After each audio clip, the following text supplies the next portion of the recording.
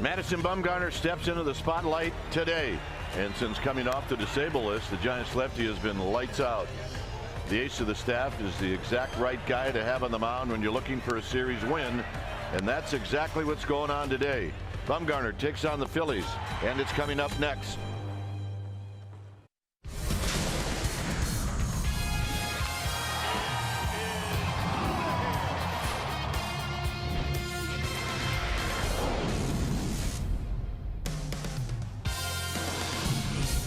It's day baseball here at AT&T Park. We got a beautiful Sunday afternoon to wrap up this 4-game series. Phillies, Giants, welcome to NBC Sports Bay Area, powered by Xfinity. Hi again, everybody. I'm Dwayne Kuiper. Alongside me is Mike Krukow. Well, the Giants have a chance to take the series. That's right. Take 3 out of 4. And what better way to do that is to send your ace to the mound, and that's Madison Bumgarner. Well, Madison Bumgarner missed 75 games this year on the disabled list because of a very serious injury. Today he makes his 8th start since coming back out the disabled list, and you can't tell if you watch a pitch that he ever had the injury. With Bumgarner, you simply need to get him some runs. The offense has been doing that. They've been swinging the bat well, including last night. They had 14 hits and scored 9 runs. Continue that offensive threat today and let Bumgarner be Bumgarner. It is a big, big day here at the ballpark. I can't tell you how big it is. It's Kruk and Kite Sock Day. Remember, say that correctly. Sock Day. We'll have the lineups in the first pitch right after this.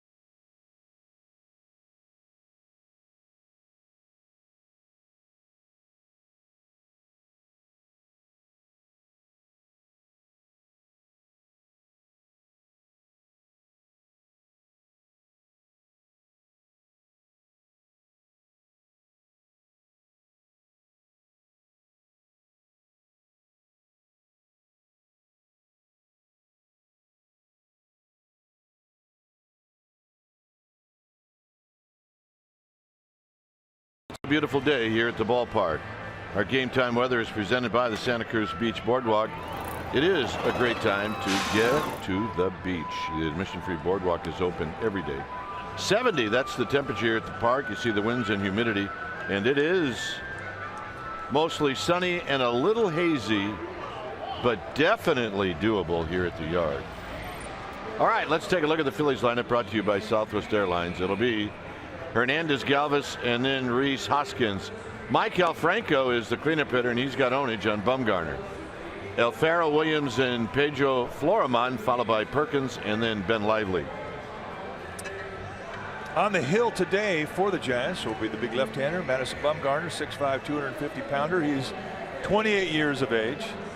And you see the record 3-5 with a 2.99 ERA. This will be start number 8 since he has come off the disabled list.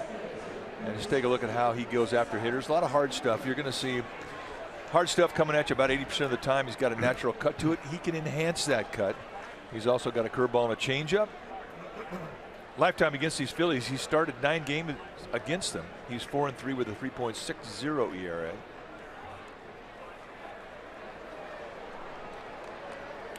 And the first pitch of the ball game is up high.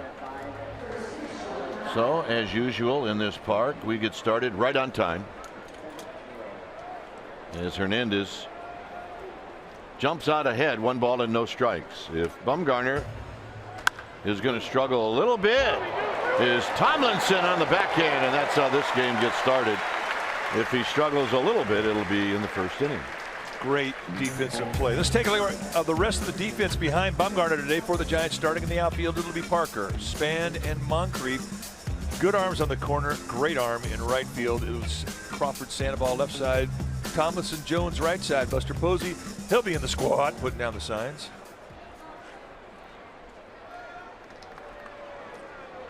So here's Freddie Galvis, who comes in at 262. And Galvis looks at a strike. He's 3 for 15 lifetime against Bumgarner.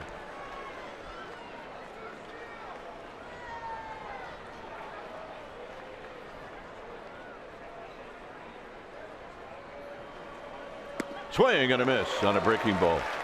And it's 0-2. Talk about a great way to start a game if you're Bumgarner, getting that kind of defense behind you. A one-hop topspin bullet coming up to a high backhander. And watch the wrestle job. And Tomlinson slides right into it, straightens up all the time in the world. That's our Exmo, brought to you by your local Toyota dealer. And they're going to say he went around, and Galvis is not going to be happy with that. It's not how you really want to start your day as a hitter. He just got rid of that gum. He did. He hit that. The gum was fair. Did he go? I don't think so. That's a break. Thank you very much, Stu Sherwater, the first base umpire. It's not the first time he spit the gum and hit the gum. It is Adrian Johnson behind the dish, then Sherwater, Cedarstrom, and Morales first to third. Here's Hoskins, and he looks at a strike. All right, let's watch the gum swat. Boom, sweet spot. Gone.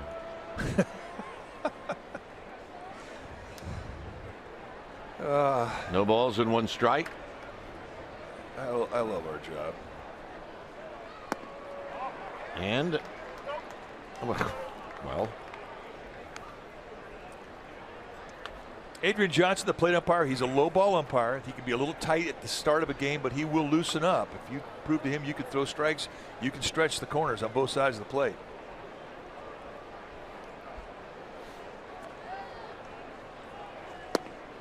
and a little low. Hoskins not biting.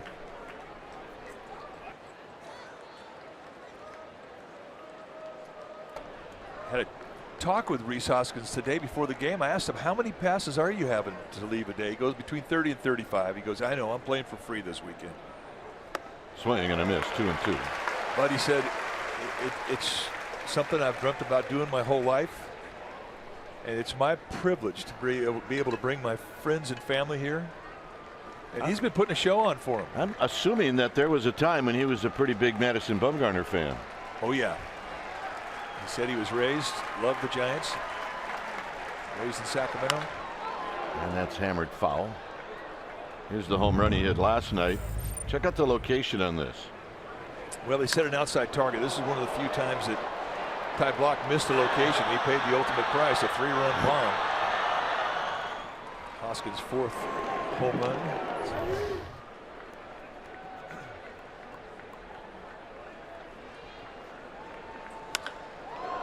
High and deep and foul. Now time now for our Nissan keys to the game, and cleaner D. The Giants have made 7 errors in the last 8 games. That's unlike them. Number 2, keep swinging the bats. Giants in August averaging 5 runs a game.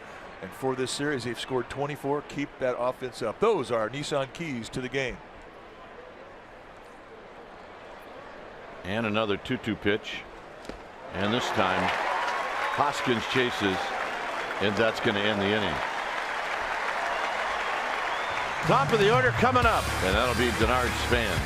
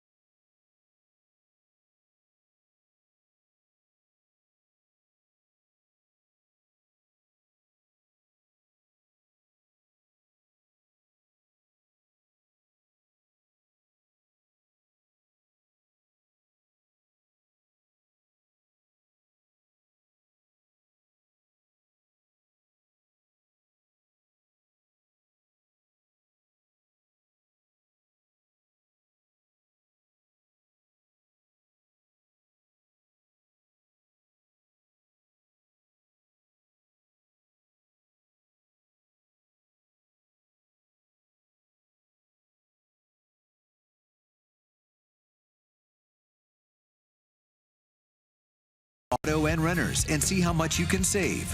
Talk to an agent today. By Jack in the Box. Come try the new $4.99 Smoky Jack Burger Combo with small fries and a small drink. Limited time only. And by the 2017 Jeep Cherokee with an EPA estimated 30 highway miles per gallon.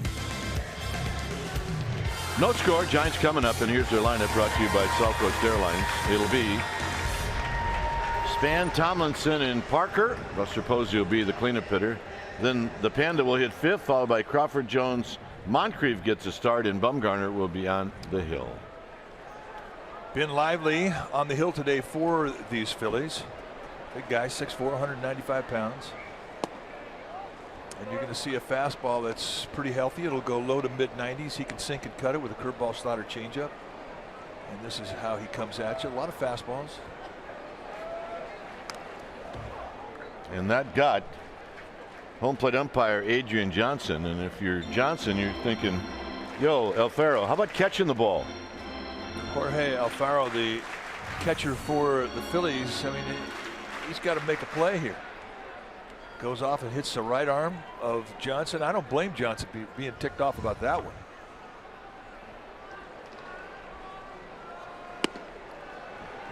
Two balls and one strike.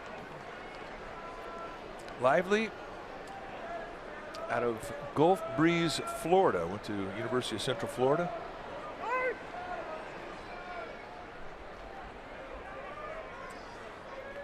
Lively, a fourth-round pick by the Reds in 2013. He got traded over to Philadelphia for Marlon Byrd. Check swing roller. And that'll be out number one. Let's take a look at the defense for these Phillies, starting in their outfield from left to right. It's going to be Flormont, Williams, and Perkins. Galvis and Franco on the left side of the infield. Hernandez and Hoskins on the right side.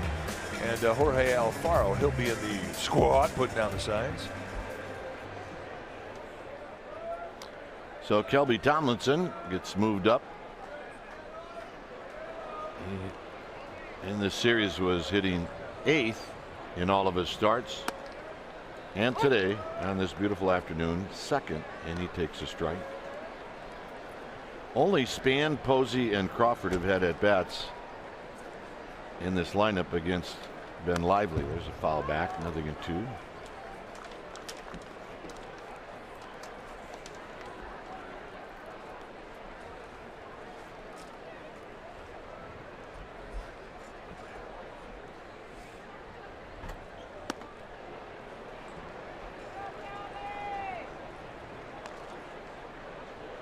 1-2 with Jared Parker to follow.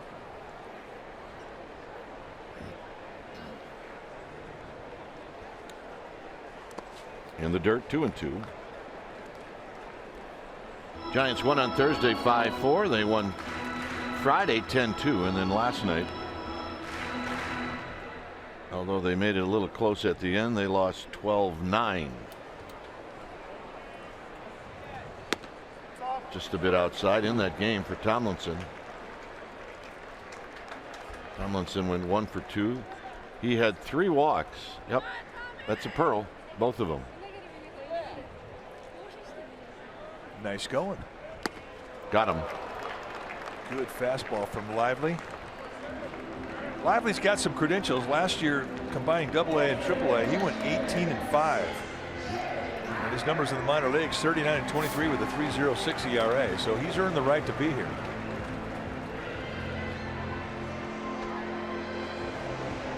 Here's Parker.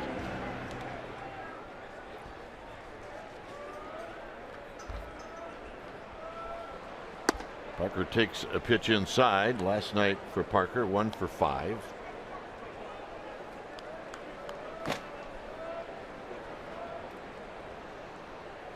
And a shot on the ground, and one big hop to the shortstop Galvis, who picked it up near the bag. That hit the mound, and then one big hop. It's 0-0.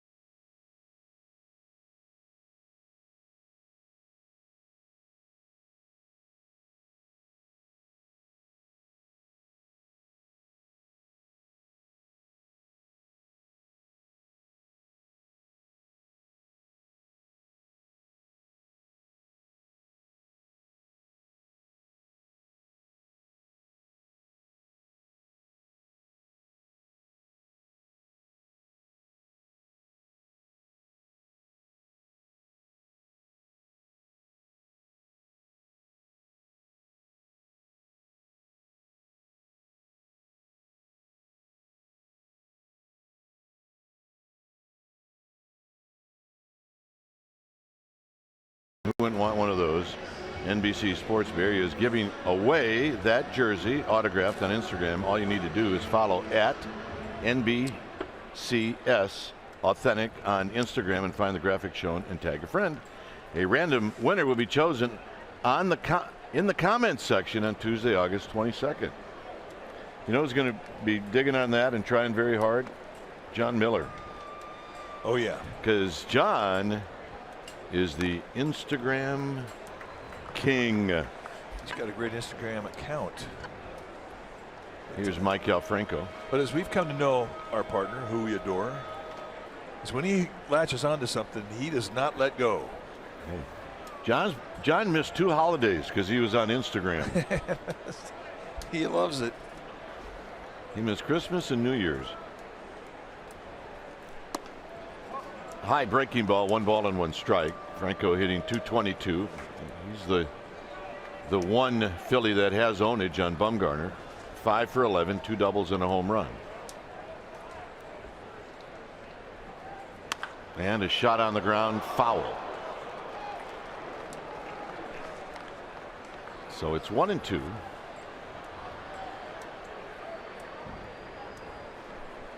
On deck is Jorge Alfaro, the young Phillies catcher.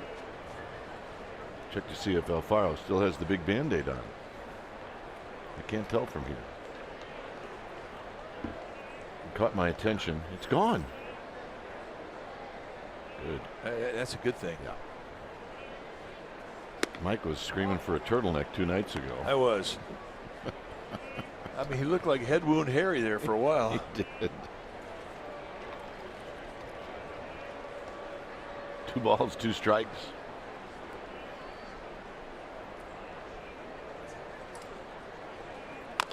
Tapped foul, so we'll reset and do it again.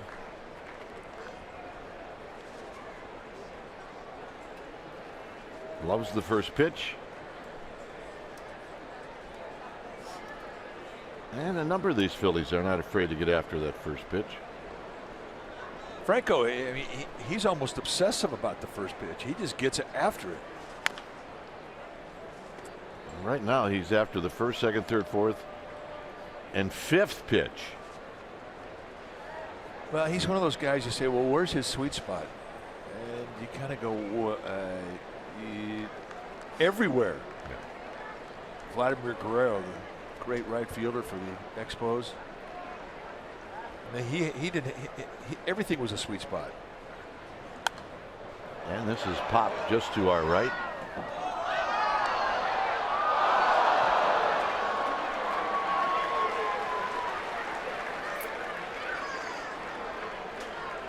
Got the big carom and then went down below. 2-2. Got him. Amy G is here on this beautiful Sunday afternoon. Amy. All right, gentlemen, good news to report on Joe Panik. I spoke with him earlier today. He's on the disabled list with a concussion, but he is feeling much, much better. One positive all the way along. He did not really have visual or any dizziness during his time on the DL, but he was having bad headaches, and those have finally subsided. Guys, he started running some sprints. He hit in the cage today. He's playing catch, and tomorrow, if all goes well after today, he's going to do some field work. Dwayne? Well, Amy, what you said was perfect, but visually, it's the first time we've seen him smile in a week, and that's a good sign. Here's Alfaro hitting .360.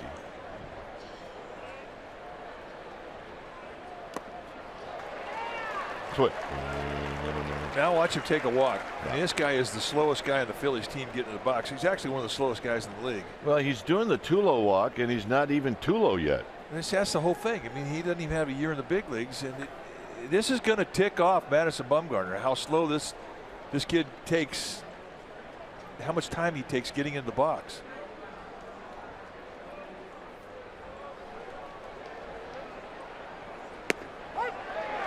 And it's not working.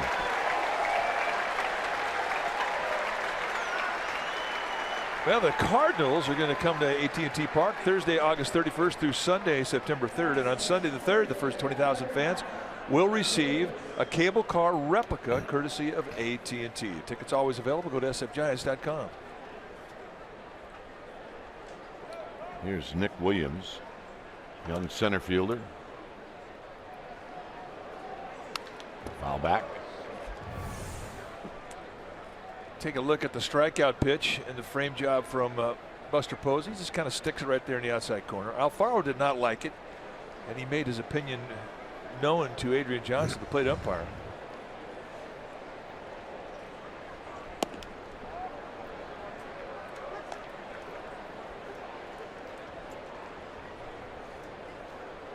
Whatever happened to the days of rookies being seen and not heard?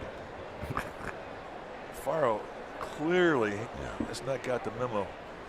It all started with Dan Gladden. There's a swing and a miss, 1-2.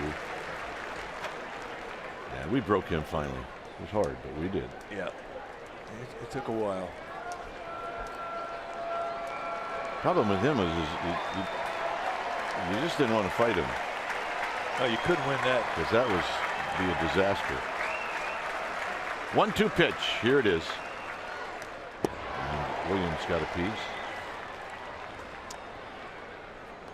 Bumgarner has definitely locked into a nice rhythm out of the windup early in this game. And you made the point. I mean, if you're going to get Bumgarner, oftentimes the best inning to get him at's the first.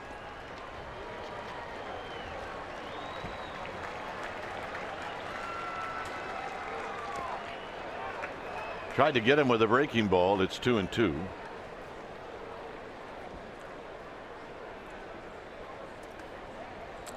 You get it? Love Bumgarner. I love Bumgarner. Yeah.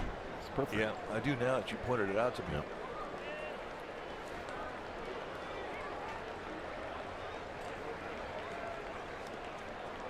Yeah. It's 3-2. Who's starting tomorrow? The Chris Stratton jersey will be there tomorrow. That's my guess. Payoff pitch. Here it is. Out of play.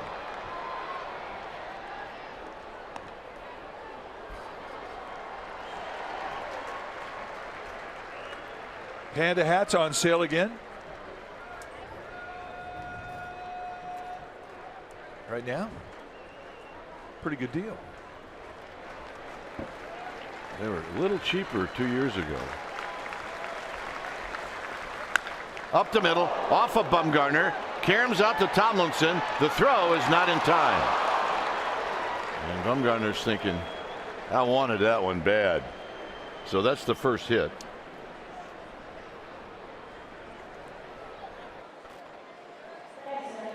I think it may have got him on the right leg. Let's take a look.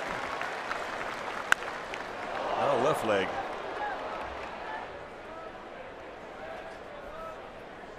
Not really a whole lot. I mean, he had a lot of his momentum going to the third base line. He couldn't get unwound to get back. It'd have been a low backhander if he was going to make the play. First pitch swinging is Florimon, and he pops it out of play.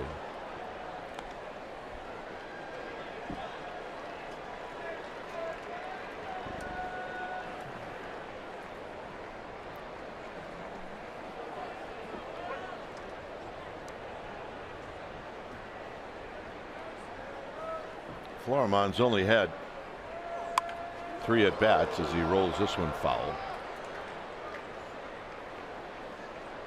He's 1 for 3. I was looking at the stats. Did he try to bunt that? Yes, he did.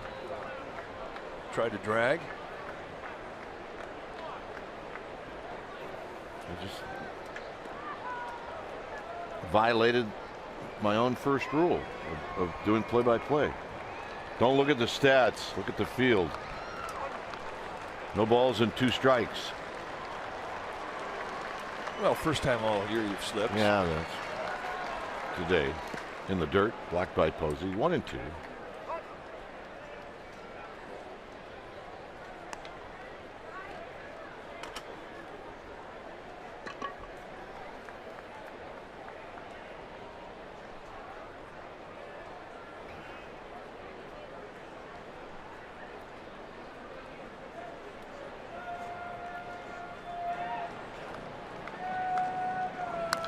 That foul, a lot of foul balls. Consequently, that's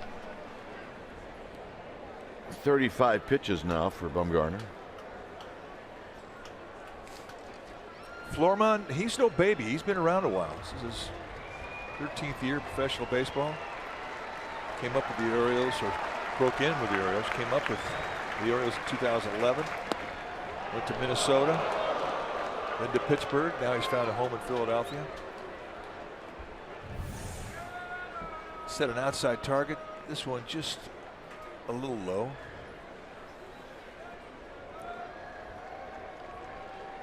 .50-50 pitch. Could have gone either way. So now on this 3-2 pitch, Nick Williams will be on the move.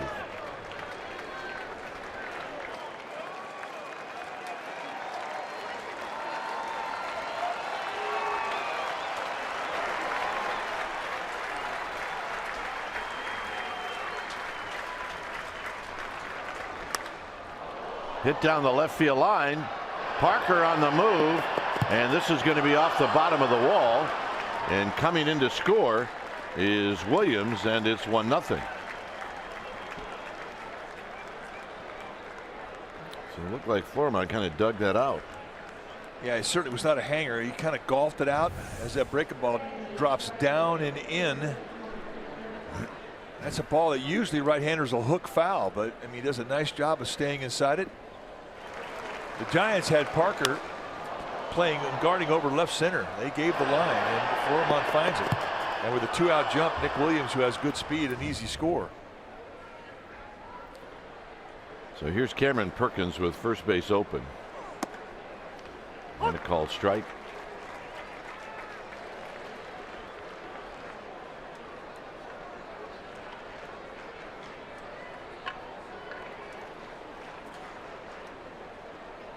Perkins a 178 hitter, as that's foul back.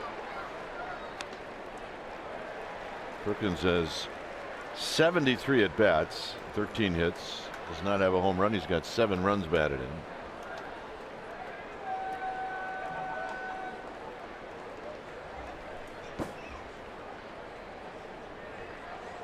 And chases the high fastball, but holds up. Stu Sherwater, first base umpire, saying no swing. Ballpark today, there's carry to center. It's pretty standard. There's a pretty healthy breeze going, so right field's got some protection, especially against right-handed hitters.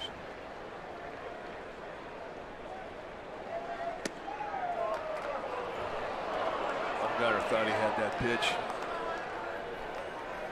And Buster Posey basically pleading the case, saying, hey, we've had that pitch called a strike. He wants it.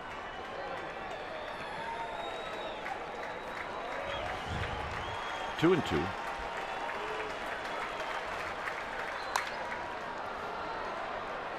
It'll be Tomlinson, and Tomlinson puts it away. Phillies on the board. It's 1-0. Posey to lead it off.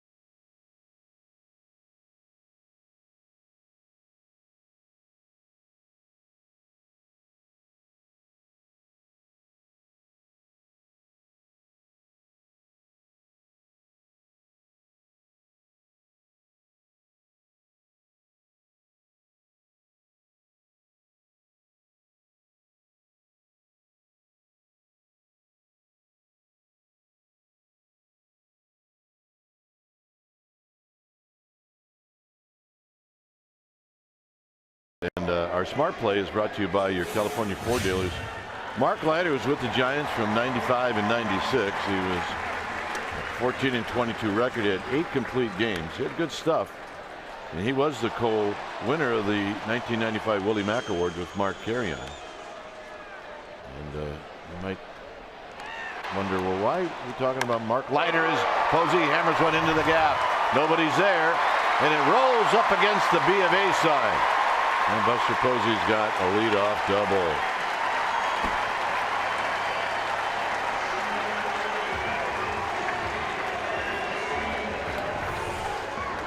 Let's take a look at the pitch. Just a challenge. First pitch fastball out over the plate at the belt. Posey said, yeah, I'm looking for that one. No way you can defend that. So right away, down 1-0. He puts himself in scoring position to open the inning. Yeah, why are we talking about Mark Leiter? Well, Mark Leiter was, Giant for those 2 years. Yeah, good Giant. Well, here's Sandoval. His son is on the Phillies. It's Mark Leiter Jr. He was originally supposed to pitch today. A rook. Not as big as his old man, but he's got good stuff. Phillies like him. Yeah, the story goes that his dad called the Phillies and said, hey, look, I'd appreciate it if you didn't start my son against my former team. And the Phillies said, all right, not a problem. No, that's not true. By the way, Mark Leiter was traded to the Expos in '96 for Kirk Reeder and Tim Scott. So Mark Leiter really helped the Giants because they got Woody in that deal. And he was a great Giant. And where would the Giants, as Woody would say, where would this franchise be if it weren't for him? That's true. You can't argue with that.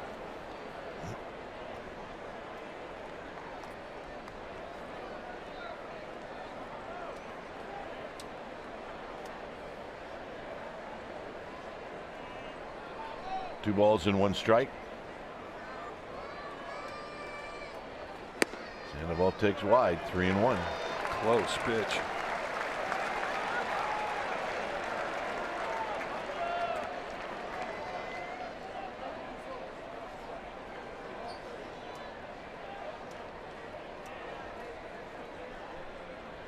Crawford is on deck.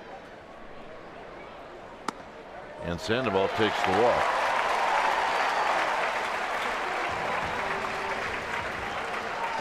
Well, a reminder, Xfinity X1 customers say, show me the San Francisco Giants. They say it into their X1 voice remote, and they get live stats on their TV. Change the way you experience TV. You can do it with Xfinity X1. Here's Crawford.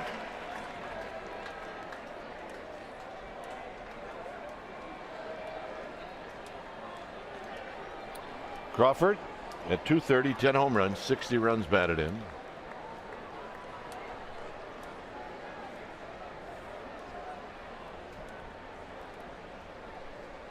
And he looks at a strike. First pitch challenge from Ben Lively. Crawford's really showing signs of coming out of his slump. Been hammering the ball out to left center for a left-handed hitter. I mean, that's usually a sign that the guy's got good control of his front shoulder.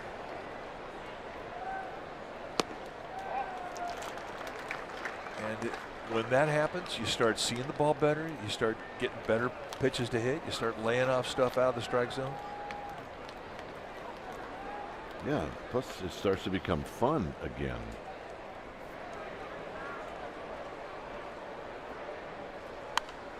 Crawford gets jammed. It's 1-2. You know, the thing about that is you say a guy gets jammed. Sometimes that's not a bad thing. No, it's not. I mean, I used to think that when I was going pretty good, I was getting jammed every once in a while. When you problematic is when you start hitting a lot of balls off the end of the bat. That's the problem. Base hit left center field. Here comes Posey. Here's the throw home. It is on line, and they got him. A strong throw from Florimon, and that's the first out. Wow. Florimon's got the best arm in the Philly outfield. The Philly outfield has not really got a reputation for having good arms. But Florimon, he does not even think about the cutoff man. He just airmails it right to the plate. And Posey nowhere to go. Gets planted by Alfaro. So here's Ryder Jones.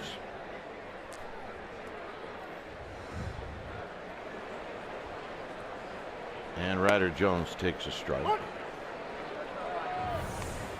One more look. Alfaro just sitting upright and drops right into the tag and protects himself. Posey never even got to home plate.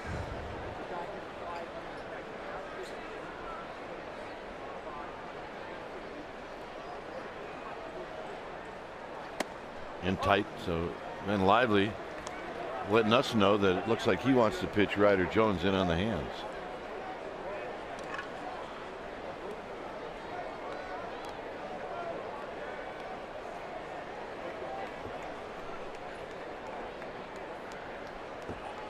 You look at the way that Alfaro blocked that play at plate. I'm not.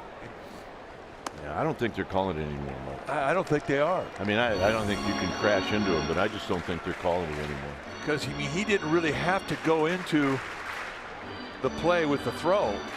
He just flat out blocked him with his leg. I mean, in that particular case, the catcher caused the collision. Yeah.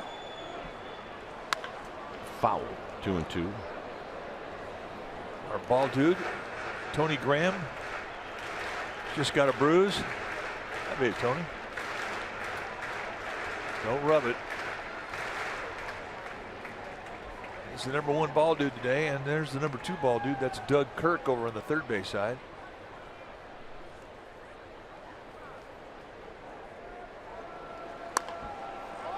And that's tap foul.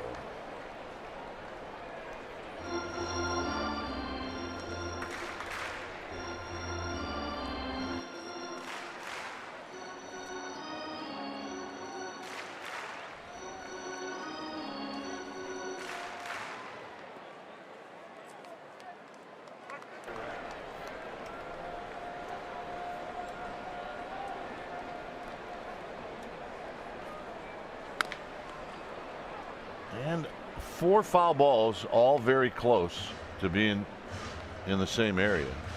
Well, here's the home plate collision rule, 7-1-3. Unless he possesses the ball, a catcher cannot block the path of a runner attempting to score. In such cases, the runner will be declared safe with one exception.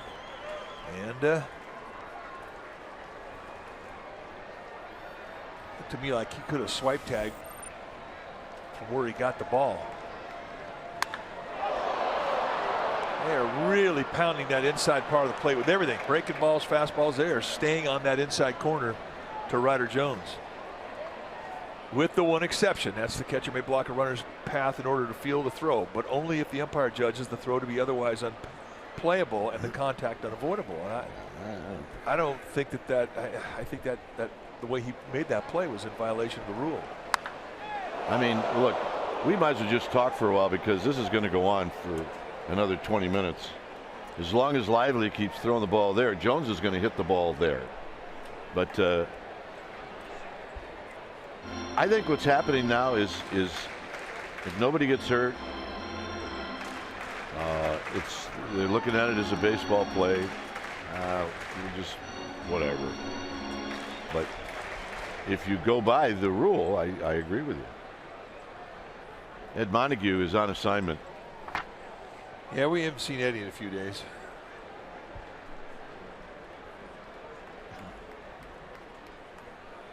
Breaking ball. That's 1, and that's 2. Started out really nice. 1-0 Phillies.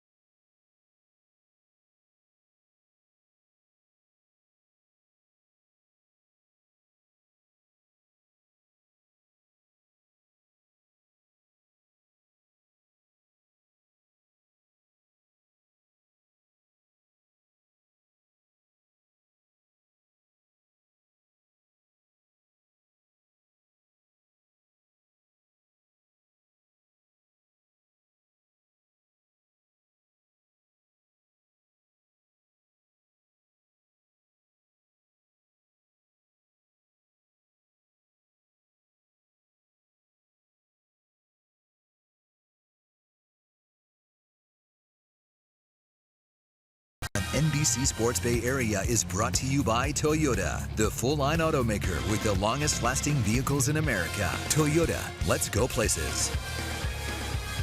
Here's Bumgarner to his opposite number, Ben Lively. It's 1-0 Phillies. Ben Lively is 2 for 11. And he rolls this one to Crawford. And Crawford gets a nice hop. 1 out. And here's Hernandez. Here's the aquarium out in left field. And it really does draw a nice crowd during the course of a ball game. Want to take a look at what's in the water outside McCovey Cove? Well, that's. I want to see some bigger fish. Well, the problem with big saltwater fish, they eat the little fish. All right, I don't want to see any bigger fish. There's a call strike. But if you're a fish, the only reason you get bigger is to eat the other ones, right? Yeah, that's generally the rule of thumb. I'm glad I'm not a fish. Yeah, it's especially pretty a little cut one. dried. Yeah, relax. It's good. It's perfect. Nothing more relaxing than watching an aquarium. I think you should have one of those in the backyard in the summertime and then a fireplace in the wintertime. It's perfect. Yeah, it's perfect. I had an aquarium for years. I loved it. I know. Saltwater.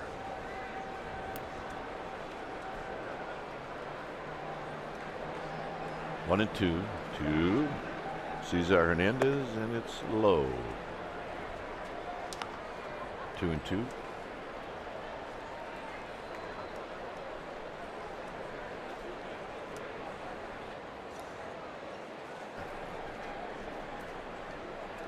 Galvis is on deck. 3-2.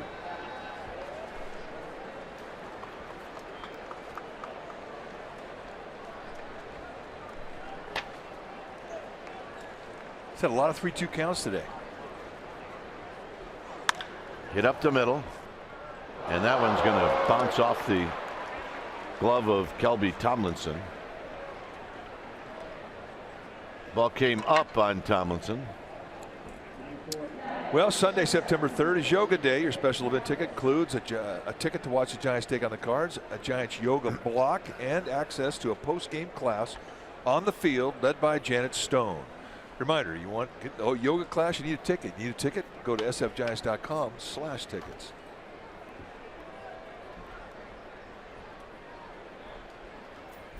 Error on Tomlinson. Here's Galvis.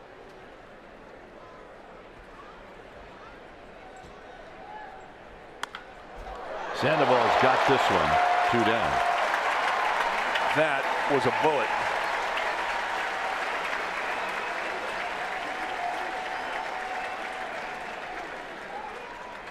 And here's Hoskins. Watch how quickly it gets on to Sandoval, and immediately his instinct was first base. Was there an opportunity there?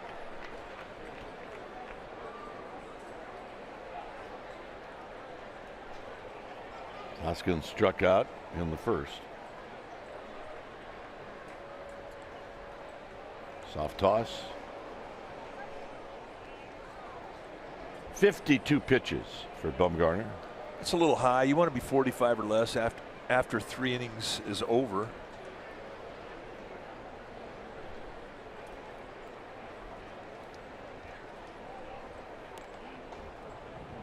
Now Hernandez has got 13 steals, 13 out of 16.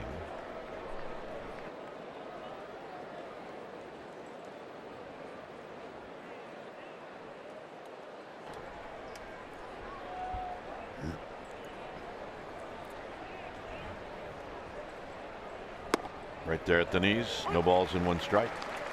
We've been talking about Rhys Hoskins get out of Sacramento this whole series. Had a chance to get down and visit with him today. Shook hands with him. And you shake hands with this guy and you figure out where the power comes from. His power numbers in the minor leagues is fantastic. And you get a whole lot of why once you shake his hands. On the ground, foul. Rather than 2. He's got some big paws. Kind of like the old days.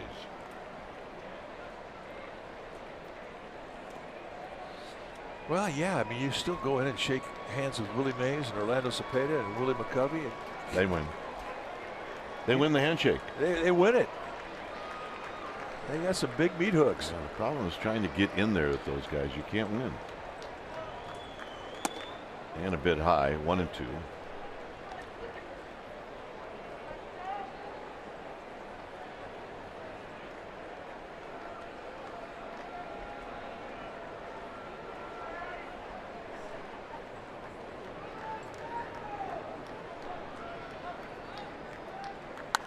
Out of play.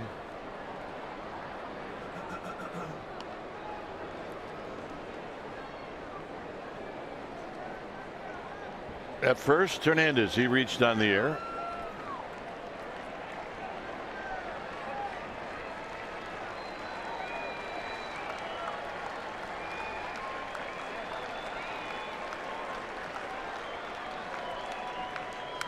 Foul back.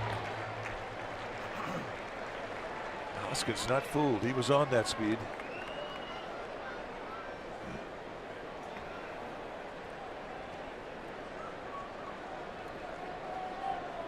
Kill pitch has not been effective in the last 2 innings.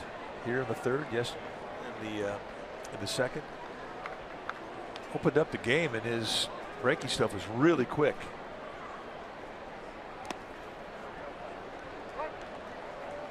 And now he just can't quite get the swing and the miss. So it's 2-2.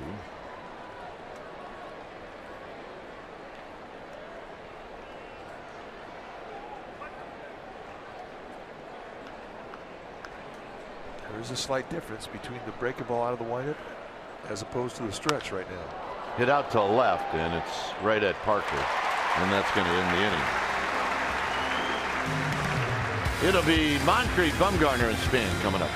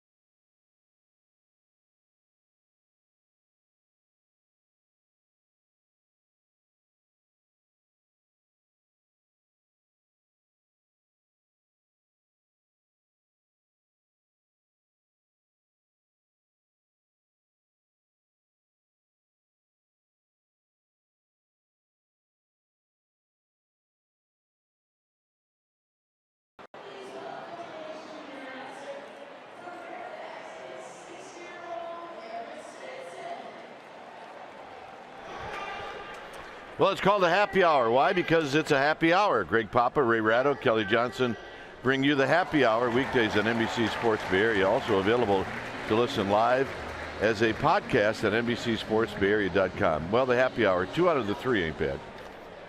They're happy. We're not going to tell you which two.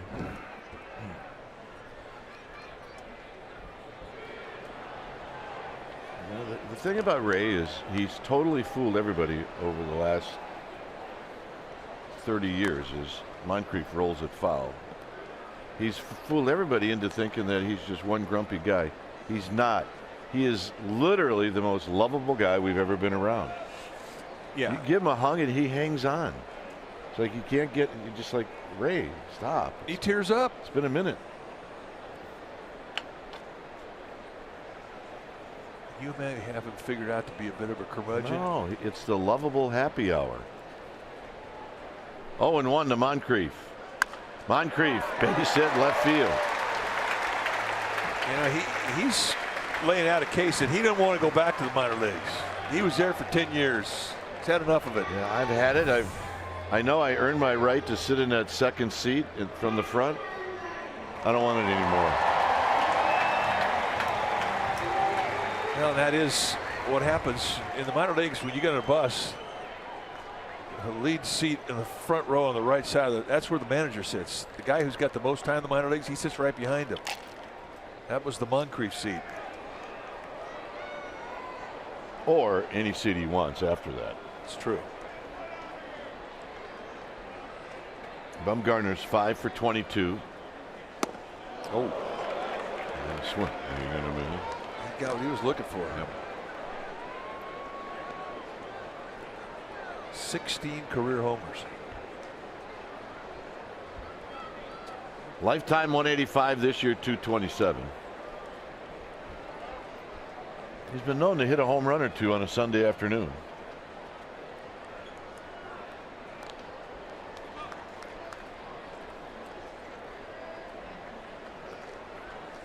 Around the league in the National League, this is an automatic bunt for the number 9 hitter. Here, the team doesn't even defend against it. I mean, how often do you see a pitcher up there and the third baseman is not at least even with the bag at third? Never. Especially when a team is down. 0-2. I say this about Ben Lively. He was not impressed at all about Bumgarner's batting practice. I can't remember the last time Bumgarner got 2 straight fastballs back to back in the strike zone.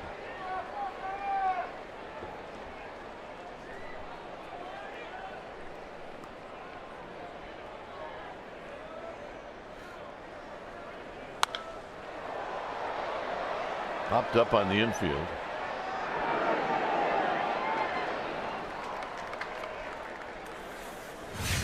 Time for our Jeep drive of the game. Last time, the first pitch of the bottom of the first, Denard Span hit an inside the park home run off of Jared Eichhoff. It was the first time since 1945 that a Giant led off the game with an inside the Parker. Johnny Rucker did it in 1945. And it did take a little breath out of him. That was our Jeep drive of the game.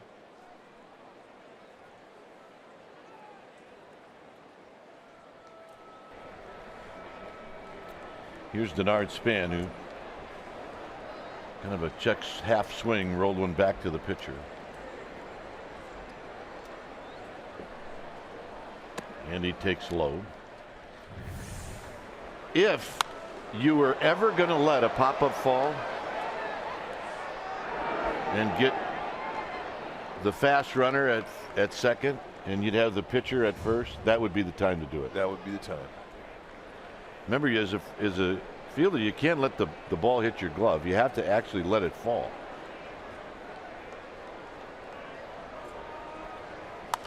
This is pop backing out of play.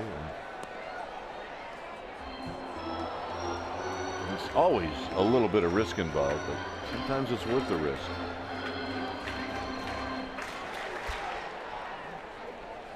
Well, if you can get speed off the base pass, Moncrief runs well. Bumgarner does not. When we were playing for Frank, it was usually a guy like Mickey Rivers, or in this day and age, if it's a D. Gordon, that's when you want to do it, if he's at first. Get him off the bases.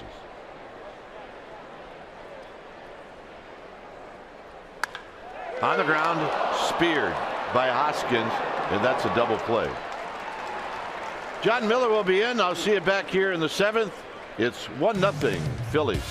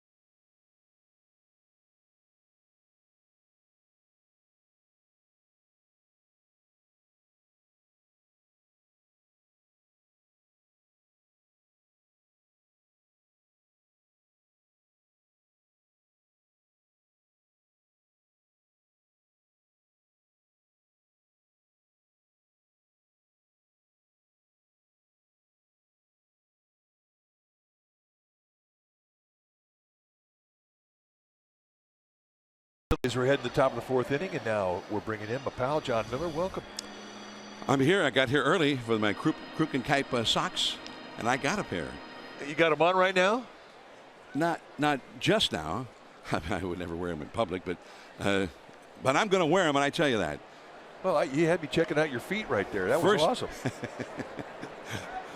First night where we have blizzard conditions, I'm putting them on. That ball hit deep down the left field line and into the second deck by Michael Franco.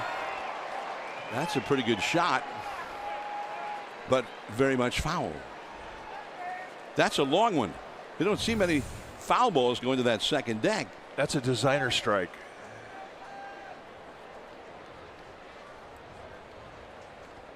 Yep.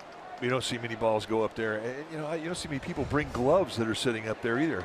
So somehow they had inside info. They know the deal. Well, that one is hit deep down the left field line toward the foul pole again. And that one fell short in foul ground.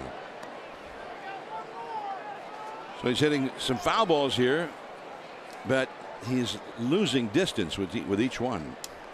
I think that watching Michael Franco, I think that he learned how to play this game where they didn't have any catchers. They swung at everything because he swings at just about everything. So the way we used to play when we were, there was like 2 or 3 of us playing.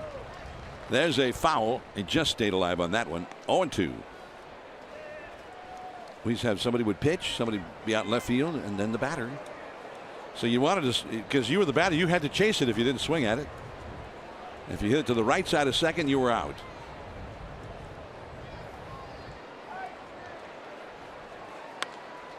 And another foul. Sandoval down the line. Crawford sprinting after it, but it is in amongst the spectators, out of play. 0-2. You think back on all the games that we played. I mean, work up, over the line, hit the bat, 500. 3 flies up. 3 flies up. I mean, those are great games. And they're all designed to be able to play baseball when you didn't have a bunch of guys.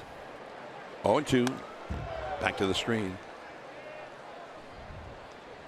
Well, he hasn't seen a single pitch that he has not swung at, but he's making Bumgarner to throw a lot of pitches here. Well, a guy gets in the swing mode like this, you got to bounce one or two. Well, there he did, and now Franco didn't swing. I think he heard you. Bumgarner showing some disgust that he didn't get the strike there. I thought this was inside. Let's take a look. Shaving that inside corner. That's what he was looking at.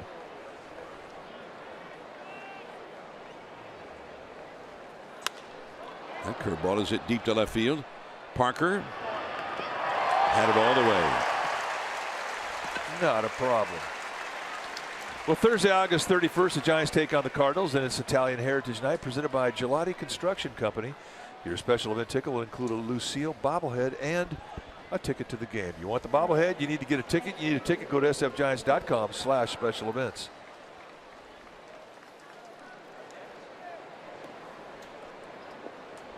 So here is Jorge Alfaro, struck out his first time. Bumgarner at some point is going to have to start getting some quick outs, or he won't be around this game for very long. There's his 67th pitch thrown in this game already. He's only got 1 out in the 4th inning. Well, you want to be 60 or less at the end of the 4th, so he is high. He threw 31 pitches in the 2nd inning alone. Off the outside, 2-0. When I was coming into the ballpark today, I heard the news that the comedian, actor, but I think best known as a comedian, Jerry Lewis, passed away. 91 years old. Crawford and Alfaro is gone, 2 down. And I read a story that Jerry Lewis, back in the 60s, the Houston Astros at the Astrodome played the Detroit Tigers in an exhibition game. Leo DeRocher was the Astros manager and Billy Martin the Tigers manager. And So they didn't take the game very seriously. The pitching coaches were the pitchers for the game. And Jerry Lewis was written into the Astros lineup by Leo DeRocher. And they all said that Jerry Lewis played pretty well.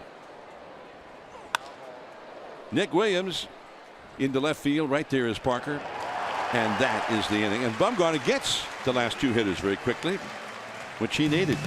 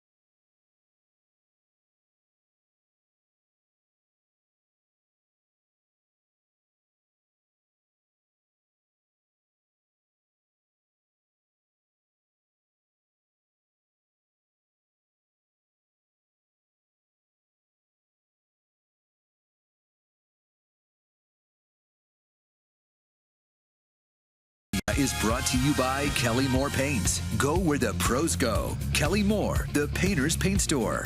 By 21st Amendment. Join our August Fest party on August 26 from 12 to 6. Visit 21stamendment.com for details. And by Da Vinci Marble. Hit a home run on your next remodel with slabs, tiles, and more. From the Bay Area's premier showroom, Da Vinci Marble. AT&T Park, the beautiful home of the Giants. Kelby Tomlinson leads off against Lively, who drops in a breaking ball for a called strike. Parker and Posey to follow. 1-0. The Phillies are leading. Last of the fourth inning. Ben Lively, the young Philly right-hander. And that is a foul off the right field line. We were talking about Jerry Lewis, who passed away today at age 91. Once played in a ball game. It was an exhibition game at the Astros, but in a big league uniform. Put in the lineup by Leo DeRocher of the Astros at that time. And Billy Martin was managing the Tigers. It was right in the middle of the season. And Billy Martin was, they said, was just really angry about having to play the game in the middle of the year. And they asked him about, hey, what do you think Jerry Lewis is going to play for?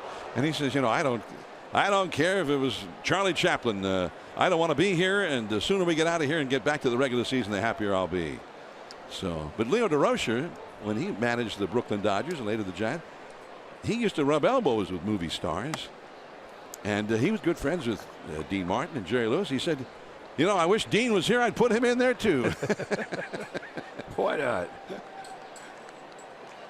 2-2 the count to Tomlinson. And that's a foul. But Jerry Lewis got a base hit in the game. He played first base, played the first 4 innings. Got a big ovation from the crowd at the Astrodome when he was introduced, when they took the field. And Norm Cash, the all-star first baseman of the Tigers, said, oh, I clap for him too. I'm a big fan of his. And he looked pretty good out there. But he did get a base hit. He lined a single up the middle against a guy named Mike Strahler, who was pitching for Detroit. But all who were there said it didn't look like Strahler was really bearing down too hard on him. And there's ball forward to Kelby Tomlinson. And he is aboard as Jarrett Parker will come up. Let's check in now with Amy G. All right, John. Well, it's our time now for our Giants in the Community. It's sponsored by PG&E. And earlier today, students and their families from Parents for Public Schools San Francisco visited here at the park. Parents for Public Schools San Francisco, it's a nonprofit organization, and it helps families navigate school enrollment. It also helps make public schools a better place. That's all a good thing.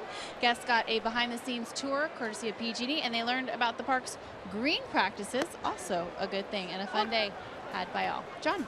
All right, thanks, Amy. Has a first pitch strike in there to Jarrett Parker from Lively. Tomlinson at first. The Giants trailing 1-0 here.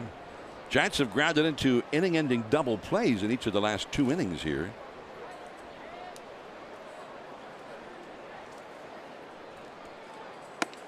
And that's high and tight. 1 ball, 1 strike. So anyway, Jerry Lewis, and you know, a lot of young people may not know anything about Jerry Lewis, but at one time there was no bigger star than Jerry Lewis when we were kids, and probably even before we were more than 5 years old, he was about as big a star as there was. Well, he made you laugh. Got a chance to meet him when we were at the Cubs back in the late 70s at Dodger Stadium. He came over to both clubhouses, and he was really knowledgeable about the game. And but funny. I mean, he had everybody laughing. And I think, you know, he went through his life, and everybody expected for him to do that when he walked into a room. And he did. 1-2. The Jerry Martin telethon that he would raise millions for muscular dystrophy. He will be missed. Well, he certainly made an impact on the world, that's for sure. And they say as big a star as he was here, he was even a bigger star in France. They loved him in France, revered him. Okay. 2-2.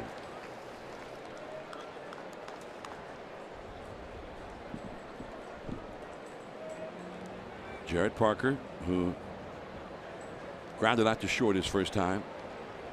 Parker's been hitting well in this ballpark in particular.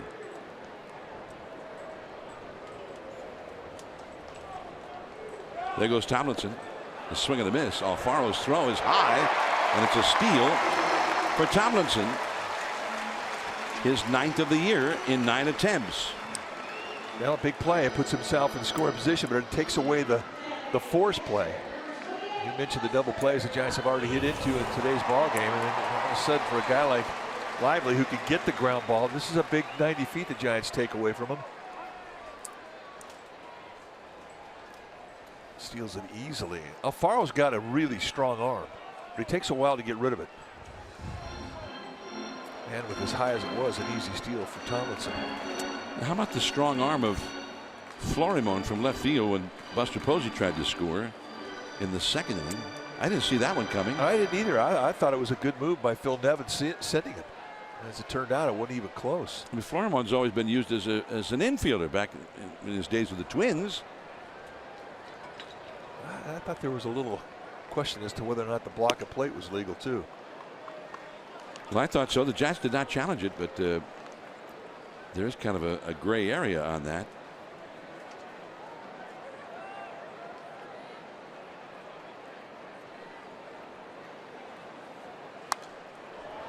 So Buster back out of play. Posey led off the 2nd with a double. And then Pablo walked in that 2nd inning right after, and Crawford hit a single to left, and Buster got waved home, and he never got all the way home. He got blocked off the plate by Alfaro.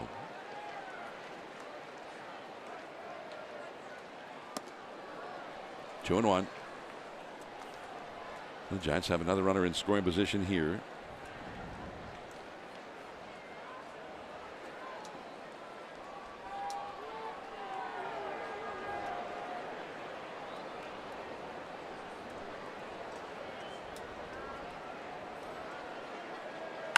Now it's up the middle.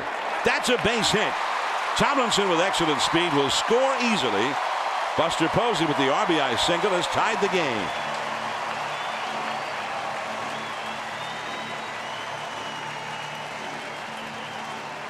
Buster Posey, 2 hits today. They both gone to the middle of the field. Here, just going right back where it came from. They played Freddie Galvis, the shortstop, more towards the 5.5 hole. They really exposed the middle of the field. And I think that was Posey's intent the whole time. Nice control of the bat head there. So Buster is 2 for 2 in this game. Pablo Sandoval, he walked his first time. 0-1. Bruce Bochy was talking about the scouting report before the game. I asked him to give one on Lively, and he said one thing the Giants saw from him back in early June. He throws that fastball around barreled high, got a little bit of a different release point to it, and that ball gives the impression of rising, going up. And a lot of guys have a hard time with it. Yeah, it's kind of got a little Max Scherzer like look to it. Scherzer does the same thing. Now, physicists will tell you you can't throw a ball that will actually rise, but if you're in that batter's box and you see a release like Lively has, you'll beg to differ. Remember Sid Fernandez, the left-hander? Yeah. Another guy that did it, and he was one of the funkiest guys in the world to hit off of. Sid always put up great numbers. He had some issues with his control, but always way fewer hits allowed than innings pitched and a lot of strikeouts. Off the outside. Good eye there by Pablo. 2-1. His release was so low that when he wore Dodger white uniforms when he came up with Los Angeles, you couldn't see the ball. It would hide in his uniform. Release is so, it has everything to do with deception. Should be another double play ball, and it is. That is the third consecutive inning the Giants have ended the inning with a double play grounder.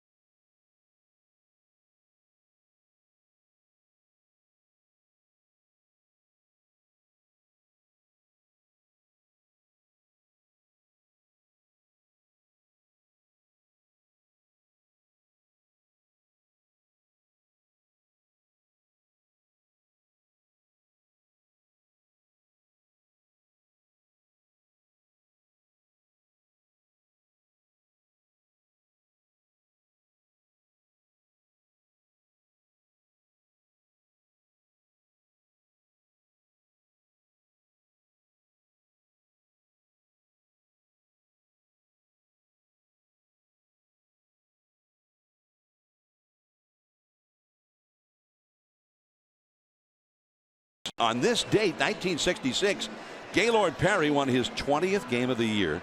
He pitched a complete game 5 hitter against the Braves. The Giants won it 6-1. It was the third consecutive complete game for Gaylord.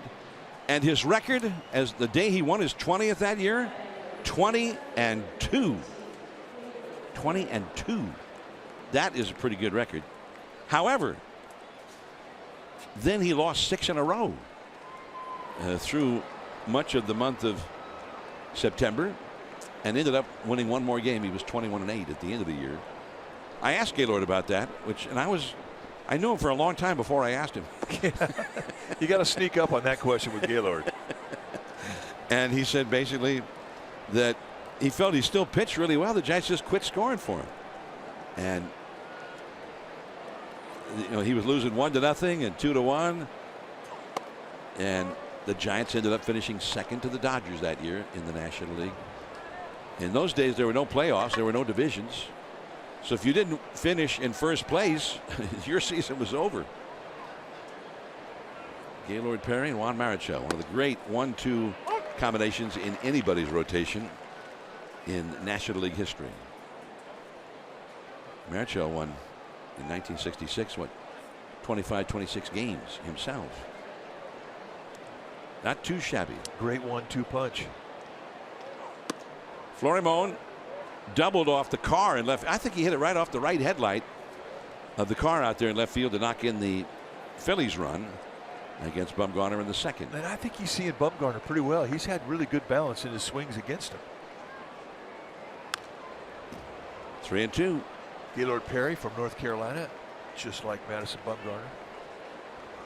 You know, and the more those guys are a lot alike in their makeup and their demeanor and their presence, and just they kind of growl the day they go out and pitch. There's a genuine meanness to both guys when they come to competing. Well, right now we want to remind you that tomorrow the Brewers are coming to San Francisco. Game 1 of a 3-game set tomorrow night. And it is Jewish Heritage Night tomorrow night. Tuesday is Irish Heritage Night. And then Wednesday, a day game at 12:45 start. You need tickets, go to sfgiants.com/special events. Well, the Brewers are playing in Colorado right now and leading 3-1 in the last of the 6th inning. They'll have their biggest winner ready to go against the Giants tomorrow. That ball is pulled foul by Cam Perkins, and the count is strike 1. Runner at first on the walk. There's a Posey fan and a Michael Jack Schmidt fan.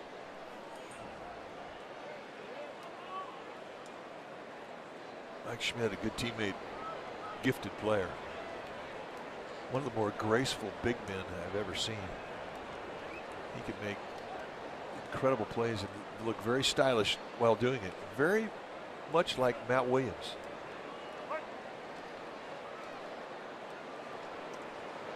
Matt Williams had style.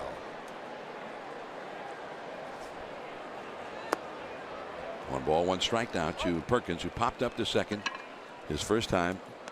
Schmidt was one of those guys who he got rushed to the big leagues, and he really wasn't ready. Phillies were not very good.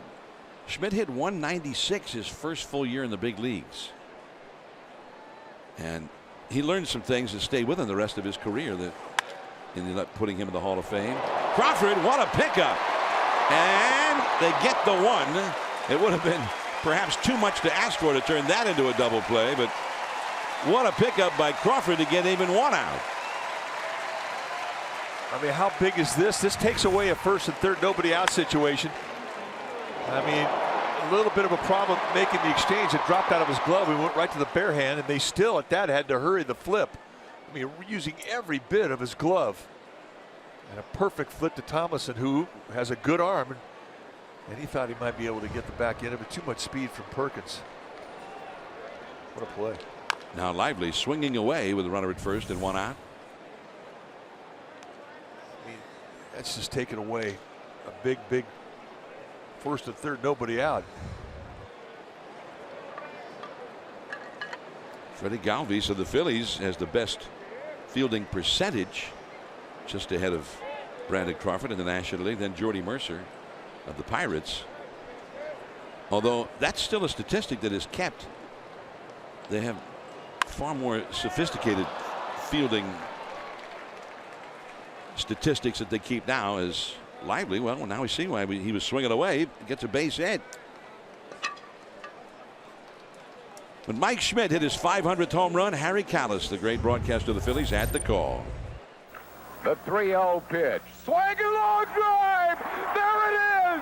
Number 500. The career 500th home run for Michael Jack Schmidt. And the Phillies have regained the lead at Pittsburgh 8-6. And the Phillies dugout comes swarming out to home plate. Michael Jack Schmidt. You know, I heard a story that his nickname, his middle name was not Jack. Harry Callis just gave him that name. And the Schmidt, he heard it enough that he thought, I like it. Why not? Two men on. Cesar Hernandez, the hitter, off his foot. So that one rolls out to Pablo, but a foul ball. Well, I mean, that home run off of Donnie Robinson gave him the lead. That was a 3-0 pitch. And how could you not give a guy like that the green light of 3-0? And it put the team ahead. It was a big home run in the game. Barry Bonds here hit his 500th against the Dodgers. That was a big one in the game. Put the Giants ahead of the Dodgers late in that game. 1-2 now to Hernandez, who has grounded out to second. And Tomlinson made an excellent play to get him. And then he had a ground ball to second in the third, and Tomlinson made an error on it. Although it would have been an excellent play had he made it. Ball far to his right. And the curve for the strikeout.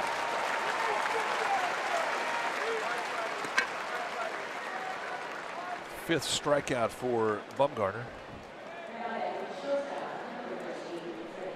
Freddie Galvis will come up now. Galvis has struck out and lined out to third.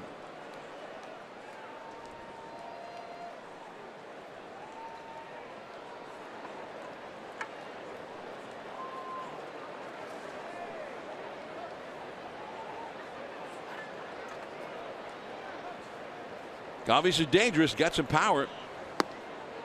And it's ball one. Tomorrow the Giants and the Brewers will begin the 3-game series. The Brewers battling it out with the Cubs and the Cardinals in the National League Central Division. Chris Stratton will make his first start since he shut down the Nationals 1 week ago in Washington. And Zach Davies, a 14-game winner, will be on the mound for Milwaukee. And that's a big start for Chris Stratton. I mean, you have it out like he had against the Nationals, a very good offensive team. And that puts you on the board. Now you've got to back it up. And that's what he will try to do tomorrow against another good offensive team. The Brewers have hit at least one home run in 97 different games this year. One of the most powerful teams in the game. Bumgarner says, wait, where was it? Come on. Now let's take a look. It's close enough to be called a strike, no question. But the problem is Buster Posey is sitting up on the inside. If he's sitting up on the outside part of the plate, he may have gotten that pitch. 2-1 the count. And 3-1. There have been some close pitches that have gone against Bumgarner in this one. 3-1 the count. Big pitch here. 2 men on, 2 men out. That was up and big rip at it, but fouled it straight back. He was trying to hit number 12 right there. Galvis is only 5 feet 10 inches tall, but he's very powerful. No stride, just a little toe hook.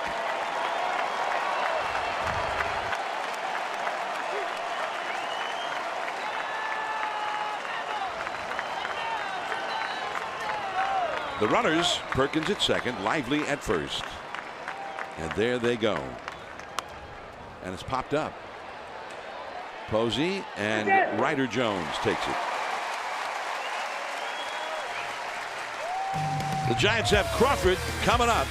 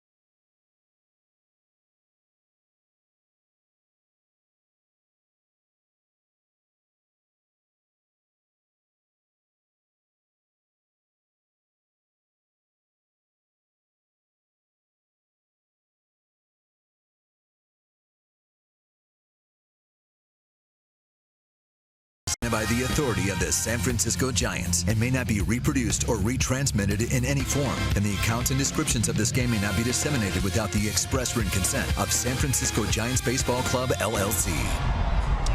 Giants won. Philadelphia won. As the look at what's going on in the Cove. What do you think, that duck got injured? Getting a toe. Well, I think he had a rough Saturday night is what I think. He's wearing the sunglasses. That's kind of how you give yourself up in the world of baseball. Yeah, he's hurt. He needs a toe. Man, I don't ever remember seeing a big duck like that getting a toe in the Cove before. I mean, it looks like he's smiling, but he's hurting apparently. Oh, yeah. Or she. So here's Brandon Crawford against Lively. The curveball outside, ball one. Crawford hit a single his first time, but it came with a runner in scoring position, but it did not score the runner. Posey gets thrown out at the plate by Florimon. Giants did score in the fourth inning, though. Buster Posey got the RBI single, knocking in Tomlinson. In a spot where, without a steal, the Giants may still not have scored. Tomlinson stole his way into scoring position. Changeup missing, 2-1.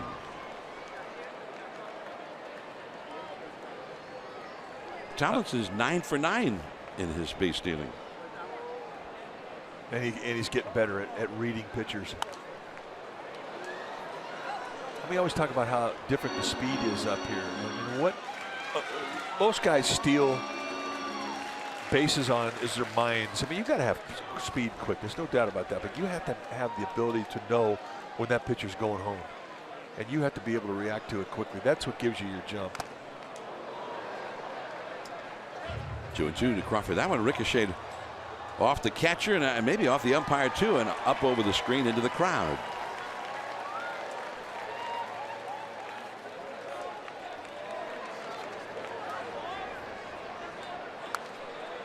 He's on everything right now.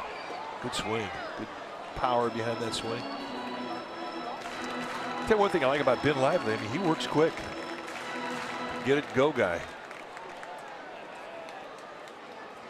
Acquired by the Phillies in a trade with the Reds before the 2015 season. And that's all. One away. Well, you can now stream the Giants on the go on NBCSportsBayArea.com and the NBC Sports app, presented by Honda.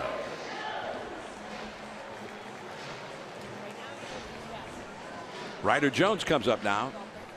Jones grounded into an inning-ending double play back in the second. 3 infielders stacked up on the right side against him, and it's 0-1. You see how they're playing it. The second baseman, Hernandez, is 25 feet or 30 feet maybe into the outfield. That ball is hammered down the right field line. Base hit into the first archway. Perkins comes up throwing. Too late. A double. Well, and when he's running down the first base line, Ryder Jones is going, I got your shift. And they've been staying on that inside corner. We saw him hit a home run in Miami, right on the hands inside corner. So it's not like he can't get to that pitch. And here he just rakes this thing down the right field line. An easy two-bagger, especially with his speed.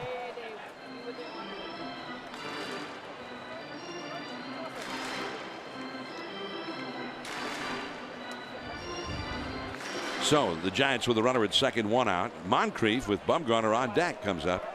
Moncrief lined a single to left his first time. The Phillies outfield has moved well over toward left field against him. Moncrief hitting .304 now. He hadn't had many at bats, but the Giants continue to be impressed with what they've seen from him. Oh, I like his at bats. He's got a clue what he's doing, definitely. Strike one. Moncrief looks a little unhappy with himself on that one. You know, but I mean, look, we talk about his 10-year journey through the minor leagues. You play professional baseball for 10 years. You're going to have an idea when you get in that batter's box of what you're doing. You're going to know how to define the situation. You're going to know how they're going to try and get you out. You're going to have a plan. You're going to have discipline to the pitch you're sitting on. Meaning if you're going to look for a fastball, you're not going to wave through a nickel slider. And he's all of those things and more.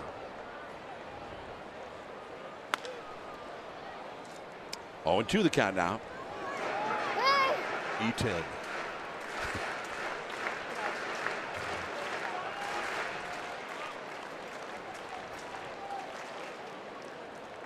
I think for a ball dude, as long as it doesn't bounce more than 5-6 feet away, I think that's a good play for him. Yeah, he stopped it within his shadow. I think that's his range. Within his that's it. Woo. that was called a ball. Lively wanted that one, and I don't blame him. It's a good pitch. But Adrian Johnson's more of a low ball guy. He'll get knee-high strikes more than you will belts. Right down the middle, near the top of the strike zone. Called a ball. So. Moncrief, I don't take that one again, though.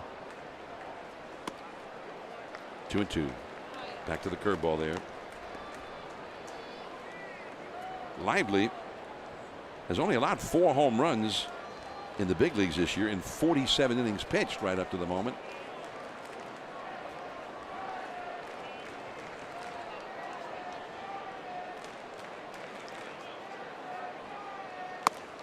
And that is all. Strike 3. 4 strikeouts now for Lively, all swing and miss strike 3s, which is a testimony to good stuff. There's that low release, and in the eye of Moncrief, perhaps he's thinking that is a rising fastball. Could not stay on top of it.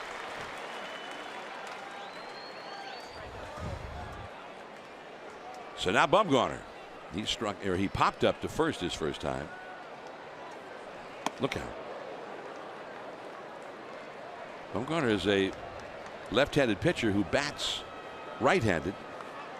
I remember it used to be they would try to talk pitchers, left-handers, they try to talk them out of batting right-handed because their throwing arm is out front. 2-0. Oh, he is going to sit on a fastball here, and he is going to try and chop down a tree. Well, he had a couple of big swings and misses his first at bat before he popped out. Jones at second. That ball is smoked. Foul. Like that? Yeah, pretty much like that. Somewhere there's a birchwood that's hitting the ground.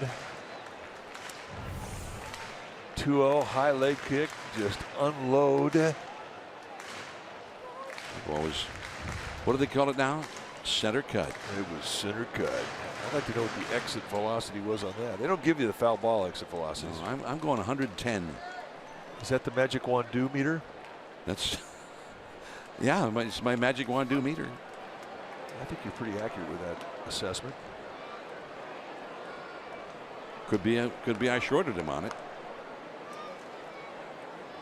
2-1 the count now. Do you think Lively will go to some kind of breaking ball now after you saw that swing? I think he's feeling pretty confident about his fastball. That's what I think he's going to give him. And there's the curveball. But I can guarantee that Bumgarner was sitting on the fastball.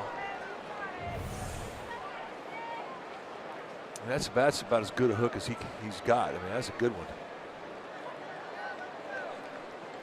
Base hit could put the Giants ahead 1-1 here in the 5th. Runner at second, 2 down.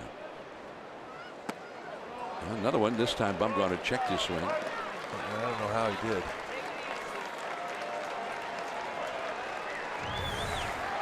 All right, did he go? No, not even close. Full count. It's a hard thing to do for a big, strong guy. Once you get that body moving, stopping a swing. Base hit to left field, hit very hard. They're waving him. Florimon, a wild throw, and the Giants have gone ahead. Madison Bumgarner taking matters into his own hands. And he got that fastball he was looking for.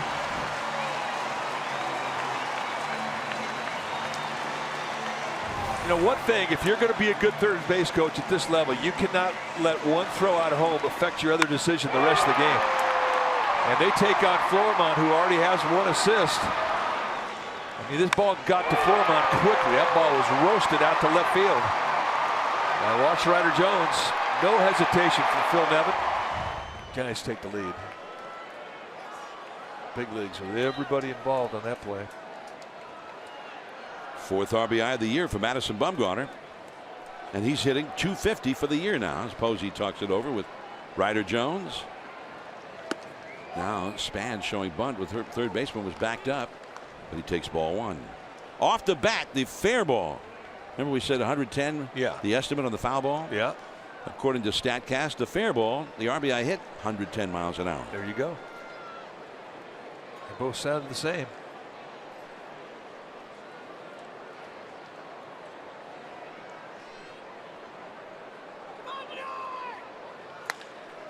That is just foul. Rhys Hoskins made the dive for it in front of the bag. Well, we've watched Rhys Hoskins this whole series play out of position basically. He's a first baseman by nature, and he's been out in left field. But you can see, I mean, he makes a nice play here going to his left. It's not easy. And it was just foul.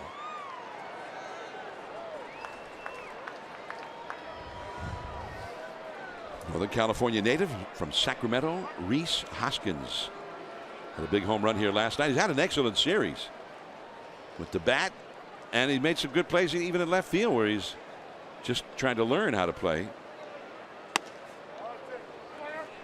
2 balls and a strike. Close pitch.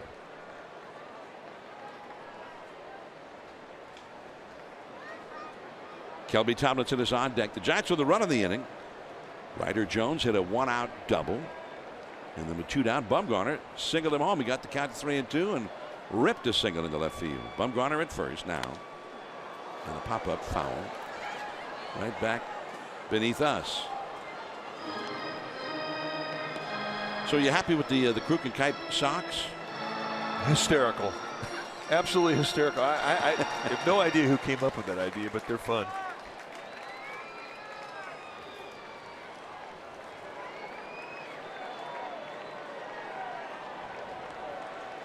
I was thinking maybe we'd drape him on a branch of the Christmas tree in December. Yeah. Oh yeah, we could do that. We'll make ornaments out of you guys. There's a pop-up.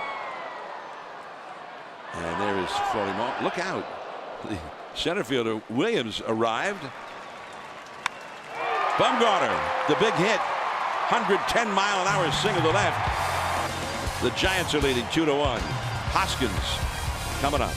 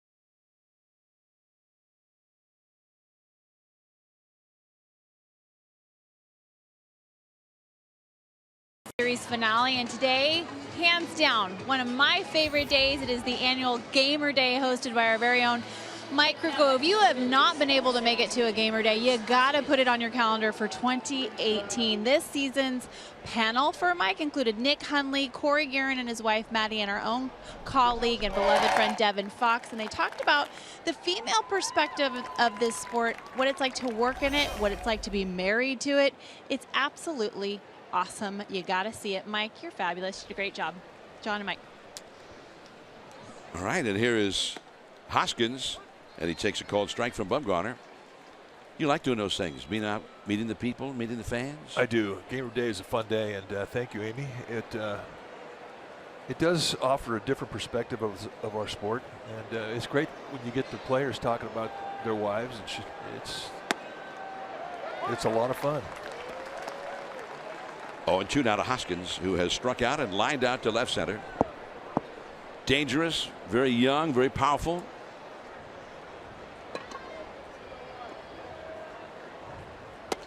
Down and in. And I've been impressed with this guy in these counts when he's been down with 2 strikes.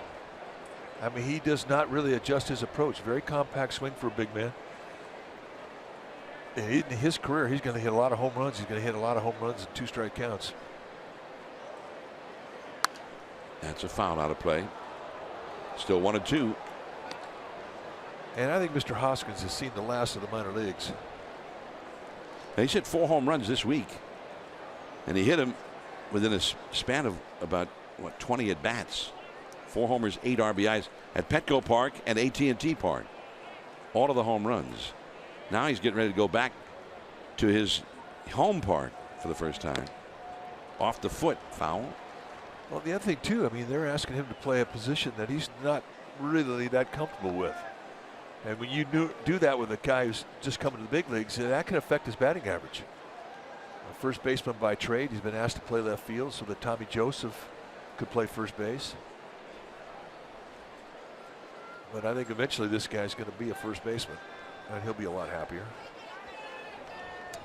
When they get back to Philadelphia, a much smaller area to cover left field there at Citizens Bank Park. And the curveball for the strikeout. Buster throws him out. 1 away. 6 strikeouts now for Bumgarner. Kyle Crick down to the bullpen. Bumgarner's thrown a lot of pitches in this game. It's only the 6th inning, and he's closing in on 100 pitches for the game. As Crick gets up. All right, what's the over-under on first pitch swing from Franco? Well, what's the maximum? I'm going to bet a lot of money he's going to swing. All right, you win again. It seemed to me there was it yesterday? He had 1 plate appearance where he did not swing at the first pitch. And it just didn't look right. And I think he felt the same way. What am I doing not swinging at that? 1 ball, 1 strike to count. Franco has struck out and flied out deep to left in this one. 25 home runs last year, his first full year in the big leagues. He got 17 so far this year. Wow, that ball was down around his ankles and he ripped a base hit to left. You know, they used to describe Manny Sanguillen, who was a catcher and a wild swinger, that if it didn't bounce, it was in his strike zone. But I think this guy could actually hit a ball on the bounce too. Franco, right out of the same school. Just, if it's coming around him, he can hit it. Pablo Sandoval, same school. And I think it's important to have a hack in your lineup. I really do. I mean, you don't want 8 of them. But pitch it to a guy who is capable of hitting a ball that's 4 inches off the ground or 4 inches above his head. That's not an easy thing, because you don't know where to throw the ball.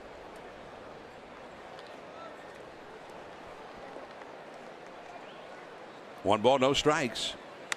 And that's pulled foul. I remember Felipe Alou used to say, he says, well, the key when you call somebody a bad ball hitter is that they actually can hit the bad ball. And Yogi Berra a Hall of Famer, one of the all-time great catchers. And you could throw a pitch up around his eyes, he could hit it. You could throw one down around his feet, and he could hit it, and hit it hard. Vladimir Guerrero. One of the ultimate bad ball hitters. Yeah, he never met a pitch he didn't like, ever. If it wasn't going at his head, he could hit it. And even then, I think he could foul it off.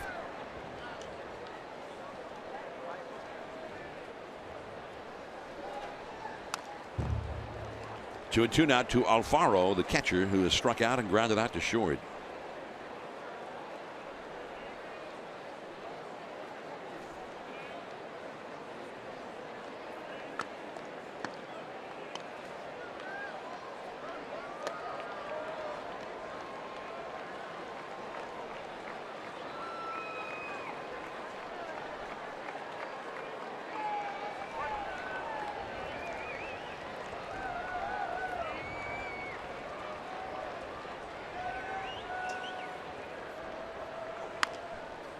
That's another foul ball. Giants have 3 more home games after this one, and they're leading in this one 2-1 with the Milwaukee Brewers. Giants played the Brewers tough in Milwaukee. They ended up splitting a 4-game series with the Brewers there, when the Brewers still had a very large lead in the Central Division, including over the Cubs. Those will be big games in a pennant race for the Brewers. And a strike 3, 7 strikeout for Bumgarner. 2 down. Second time he's gotten Alfaro. Alfaro swung and missed, turned around to Adrian Johnson, asked him immediately, was that a strike? Yeah. Take a look at our Toyota Exmo. See you later, meat. Grab some pine. Another one of the young Phillies. Alfaro was acquired in the Cole Hamels trade from Texas. Williams along the left field line, and foul over the head of Kyle Crick, warming up down in the bullpen. Hey, look who got the ball. That was a good play. Had a bit.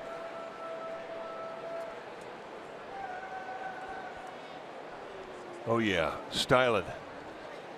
I'll get you a pair of socks like that, John. It will make your day. And the foul tip, 0-2 to Nick Williams. I was thinking I need a couple of pair, because I like to have both the socks match. Yeah. So one day I could wear the Kruk socks, and one day I could wear the Kipe socks. I could make that happen. Sometimes it's who you know. 0-2 the count. And it's 1-2 now.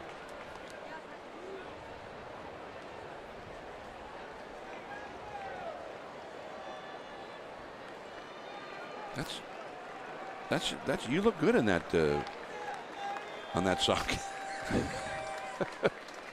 1-2 the count. Throw to first, and a little bit offline there from Buster, but he had a shot to pick off Franco.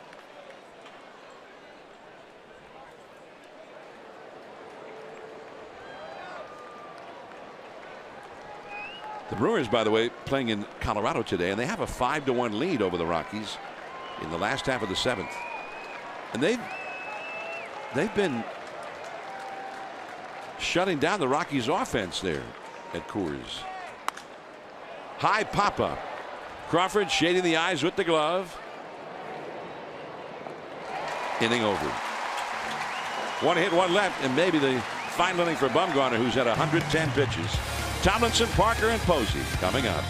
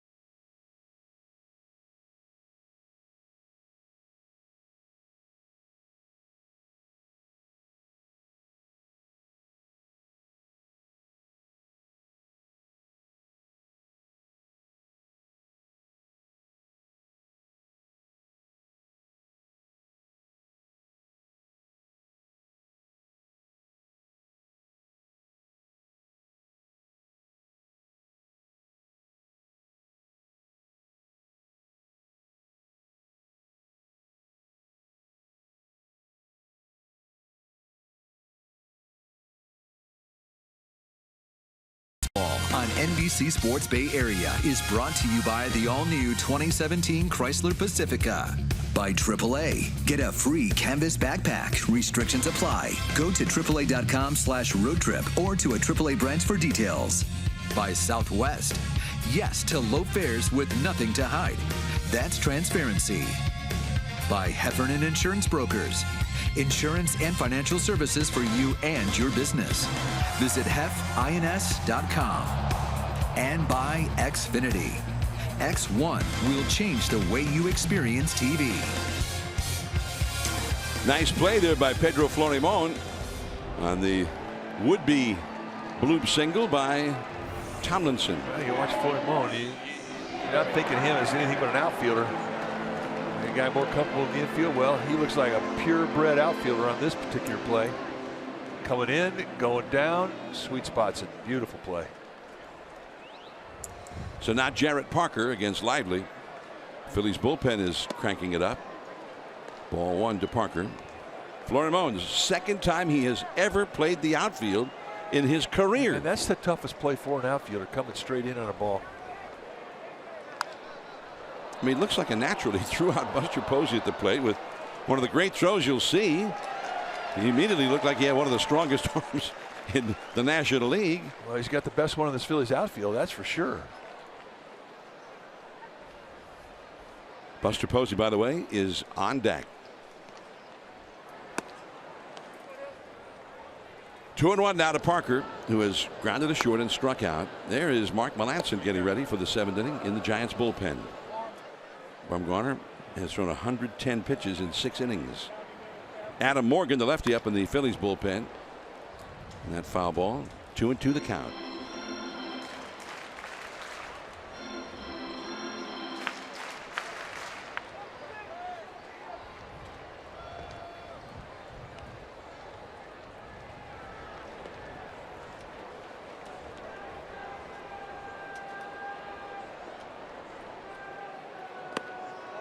Off the outside with that curve. Close. He's not missing by a whole bunch when he misses.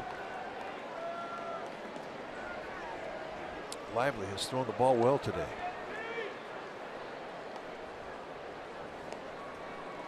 Giants have 6 hits against him, 2 runs. And Hoskins waves off Lively, out number 2. Lively will be due up 3rd in the 7th inning for the Phillies, so he may be working his final inning of the game. Buster Posey up. Buster has doubled and singled against him. He knocked in the Giants' first run with a single in the 4th inning. 1982 Phillies, 1983-89 Giants. Mike Krukow, Gamer Day. Well, and he likes the Philly fanatic. We both share that.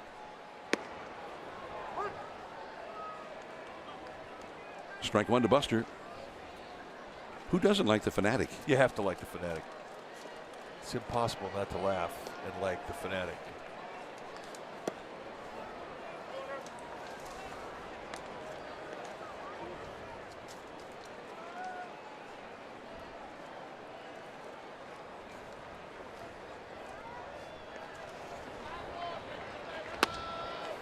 That's a strike to Buster.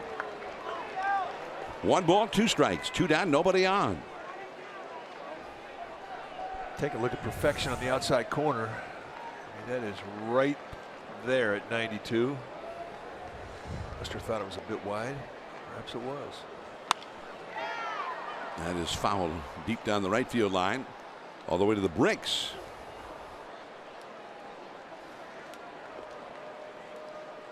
It really is amazing how guys hone their strike zones and how they know if a pitch is 2 inches off the strike zone, in, out, up, down. They know it immediately. Fights that one off.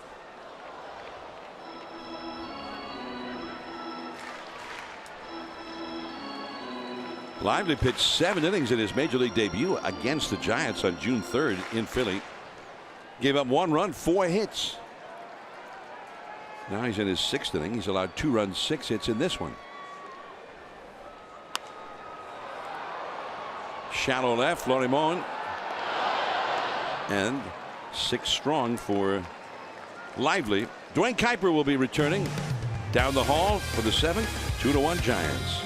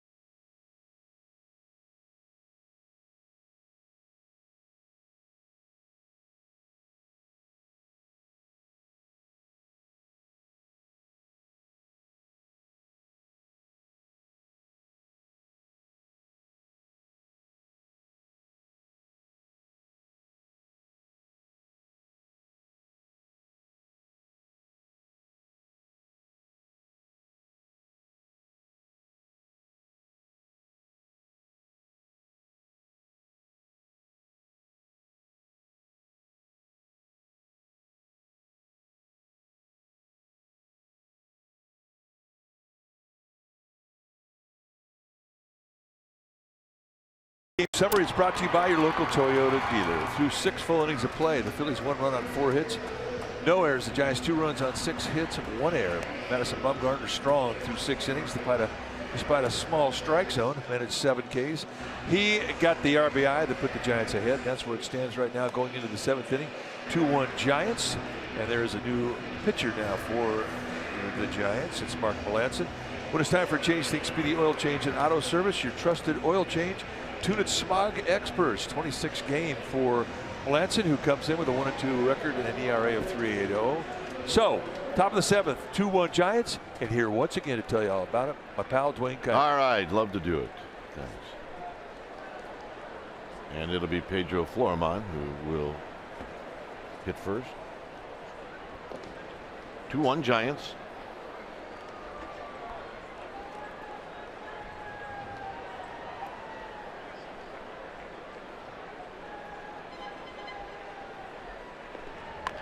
And a bunt attempt, and it's going to roll foul.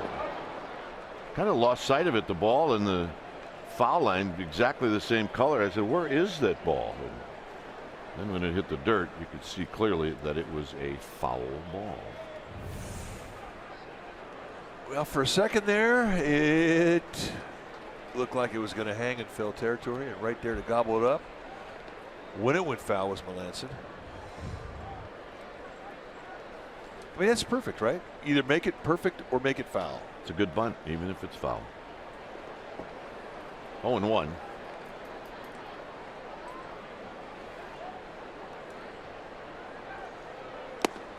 That is a good curveball. That's about as good as he's got. It's a high 3/4, almost an over-top release from Melancon.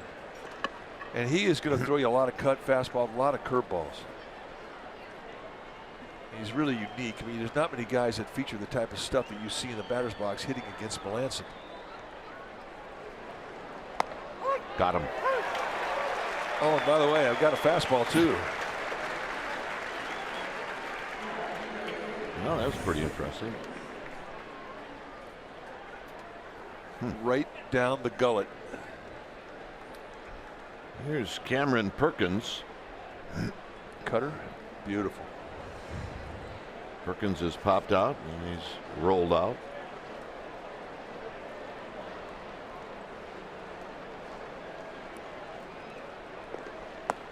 And a breaking ball down low. 1 ball and no strikes.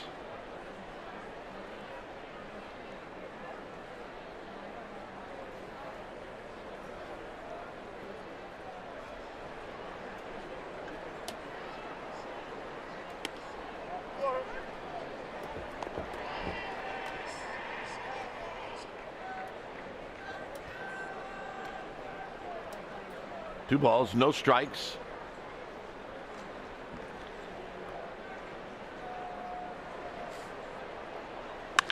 And a shot down the left field line. And this is going to be a double for Cameron Perkins. With Kim, the pinch hitter, coming up. Well, Giants going to take on the Brewers, first of 3 tomorrow night. It's a 7 o'clock game, hour-long pregame, live starting at 6 p.m. right here on NBC Sports Bay Area. And for up-to-the-minute Giants news, log on to NBCSportsBayArea.com for insider Alex Pavlovich. It'll be Chris Stratton on the hill tomorrow night for the Giants. Zach Davies, the right-hander, on the hill for the Brewers. Davies, a 14-game winner. Having a very solid season for Milwaukee. And Milwaukee leading 5-1 against the Rockies in the 7th inning as they will come in from Denver.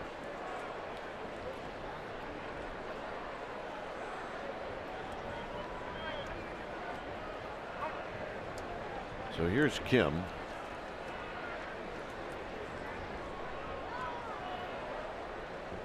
And he takes a breaking ball blocked by Posey.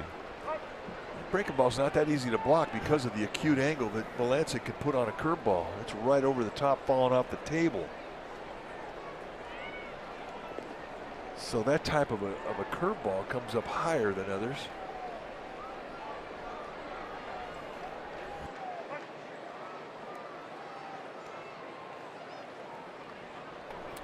One ball and no strikes.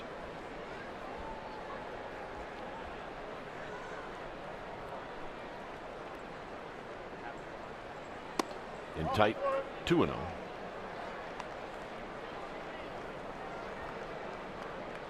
Lining up. Freddie Galvis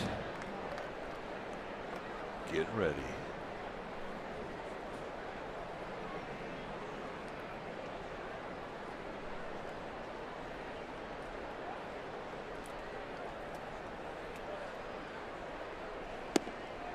And he gets the call. 2 balls and 1 strike.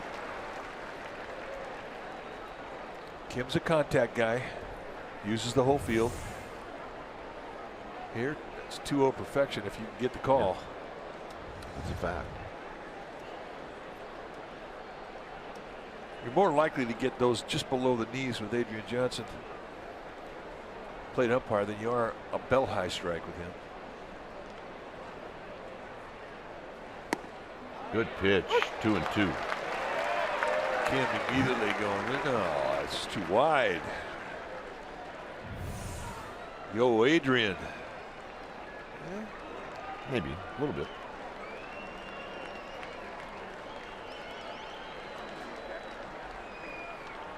Yeah, that was the Yo, Adrian look.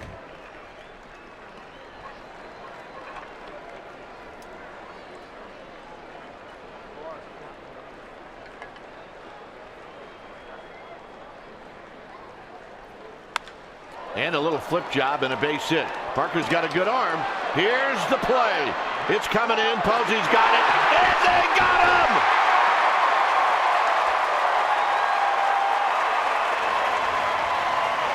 What a tag by Buster Posey.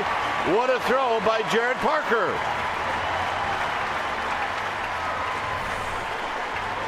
And it absolutely had to be perfect. Comes in.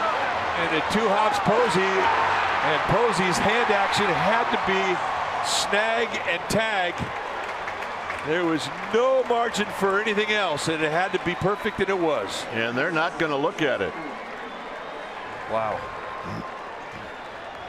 I mean, there have been some great defensive plays in this series by both teams, and you can add that one to the list. My goodness. So here's Hernandez.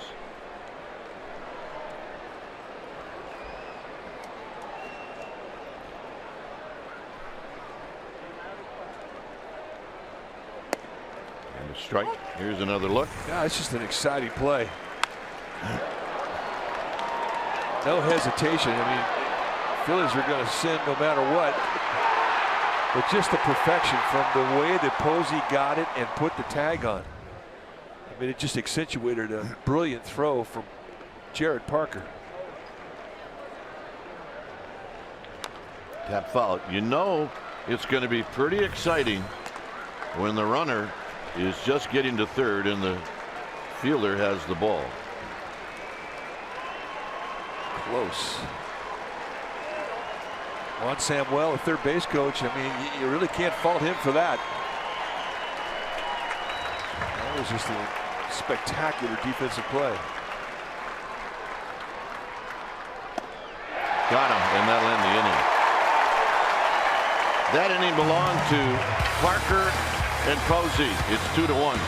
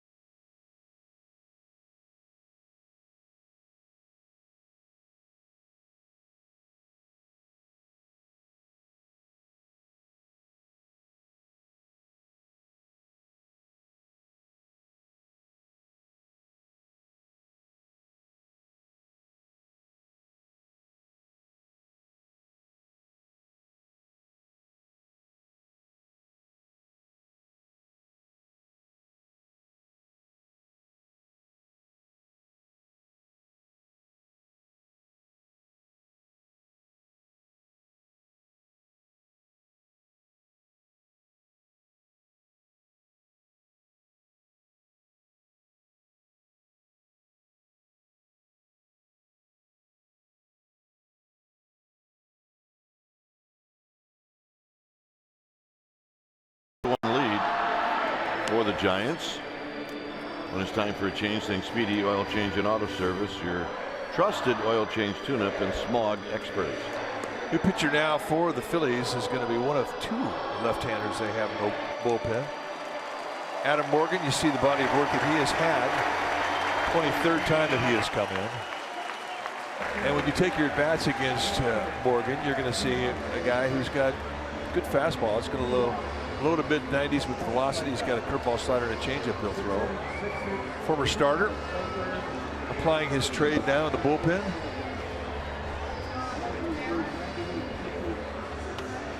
Well, every once in a while we'll show parties where they have a bachelorette party, and this one was a little bit more special than others for us, because that daughter in the middle is my daughter, and that's Deanna, and her bachelorette party was in one of the suites. Thank you to Mario Aliotto for providing that, and they're having a good time, as they should. I've checked a lot with my binoculars. No security people have showed up just yet. Don't worry, there's still 2 innings to go. We'll see about that one. So anyway, I don't think she went with the goofy bride crown on tonight. No, she's doing good. She and her husband to be Zach. And Zach had his deal in Petaluma. Amy G hooked him up with a great spot to go for fun. Really? Yeah. Here's Sandoval. You didn't know that about Amy G, right? She is the official mayor of Petaluma, despite what David Glass says. There's a call strike to Pablo Sandoval. The security might have been an issue for that one. So it's always good to know the mayor. Oh yeah. When there's a bachelor party in your town. 1 ball and 1 strike. Is Hunter Strickland.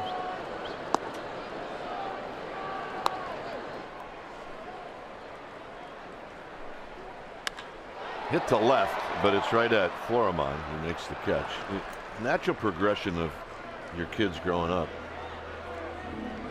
And your kids are the same. They started out having birthday parties at Candlestick. That's true. I mean, it really is true. And Corey Bush used to set us up with a suite.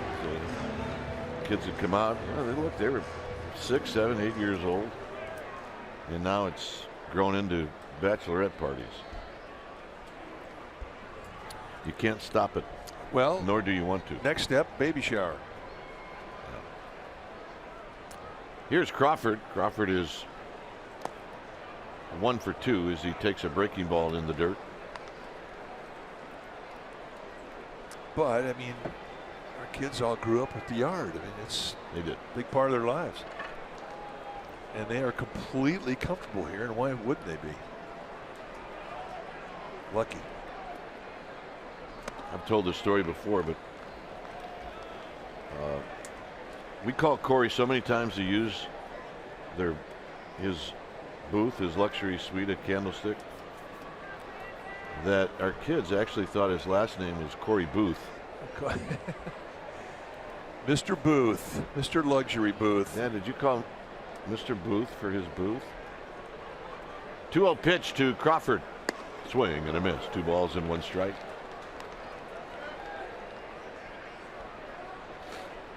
Of course, it was a little easier to get a booth at Candlestick than it is here at this ballpark. Absolutely.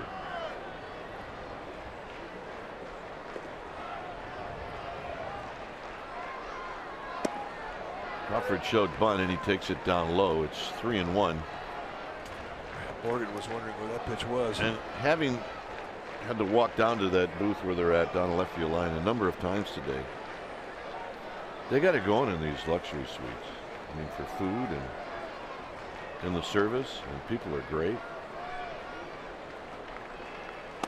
Inside to Crawford, he'll take the walk. And that'll bring up Ryder Jones, who has an important hit in this game. You know what else I did today, and my wife has never seen the Gotham Club. And while you were on the field with your gamer day, I took her to both Gotham clubs. Which one she liked the best? She was in awe of the bowling alley. Yep, that's on the 4th level, club level. There's a bunt foul. She was also in awe that you couldn't really find a door to get into it. Which is kind of cool. Yeah. And then the one in the scoreboard is always going to impress anybody who goes in there for the first time, because you can actually see where they change the scoreboard, and then you can watch the game, and there's a bar right behind it. She's never been ashamed of liking the bar, by the way. There's a swing and a miss. Well, it's a great bar. I mean, it's a speakeasy bar. But I mean, it's just very cool that this ballpark, which has tons of personality anyway, has got the Gotham Club, where you've got a couple little hidden speakeasies. You have to be a Gotham Club member to be able to go to either one of the spots. But the fact that there's a bowling alley here, come on. I agree. 2 bowling alleys. By the way, under maintenance. There's strike 3 call to Ryder Jones. And here's Moncrief. It will not be Moncrief. It'll be Gorkis Hernandez, who the first half of the year he would not have been used in this spot. But he has tuned things up a little bit offensively. Oh, yeah. She's wearing them well. Did you ever think that your mug would be on a pair of socks? No, absolutely not. Certainly not clean ones. Those, yeah, they'll make you smile. I thought maybe Hunter Pence would break him out today. Yeah, I'm a little disappointed. He did not go high enough, but yeah, he could put him over his other ones, yeah, right? Exactly. Need to bring that up. Yeah, he is on deck, by the way. Swing. Ain't gonna miss. No balls and 1 strike. And if Hunter's going to rewatch this at some point, we'll let him know that if things were reversed and we were playing and he had socks, we would be wearing them right now. We'd have them on, no doubt. I'd wear them if I was going swimming. Nothing in 2. See, would it fit right over those socks very nicely? Yeah. Hunter Pence is the sock guy. He and Denard Span.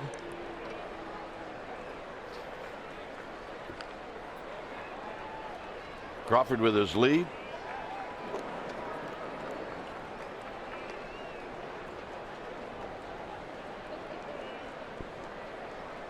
You know, it's an amazing thing about socks, how guys wear their uniforms in general. The one day this year that Hunter Pence did not wear socks and he had his pant legs all the way down, we didn't recognize him. No, absolutely. And he didn't either. He never did it again. Crawford started to go but held up. It's 1 and 2. I don't particularly think he had a good day that day. I don't think he did. And that was it. This would be the right day, though, to play his walk-up music if it hasn't changed. Well, it's a Sunday. It is Game of Thrones Day.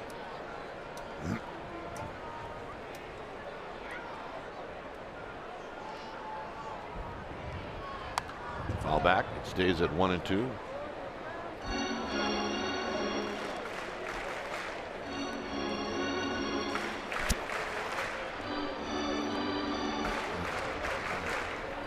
And Hunter Pence changed his walk-up tune about a month ago. Yeah, he did. And he used the theme of Game of Thrones. So you're right. It is the day for it.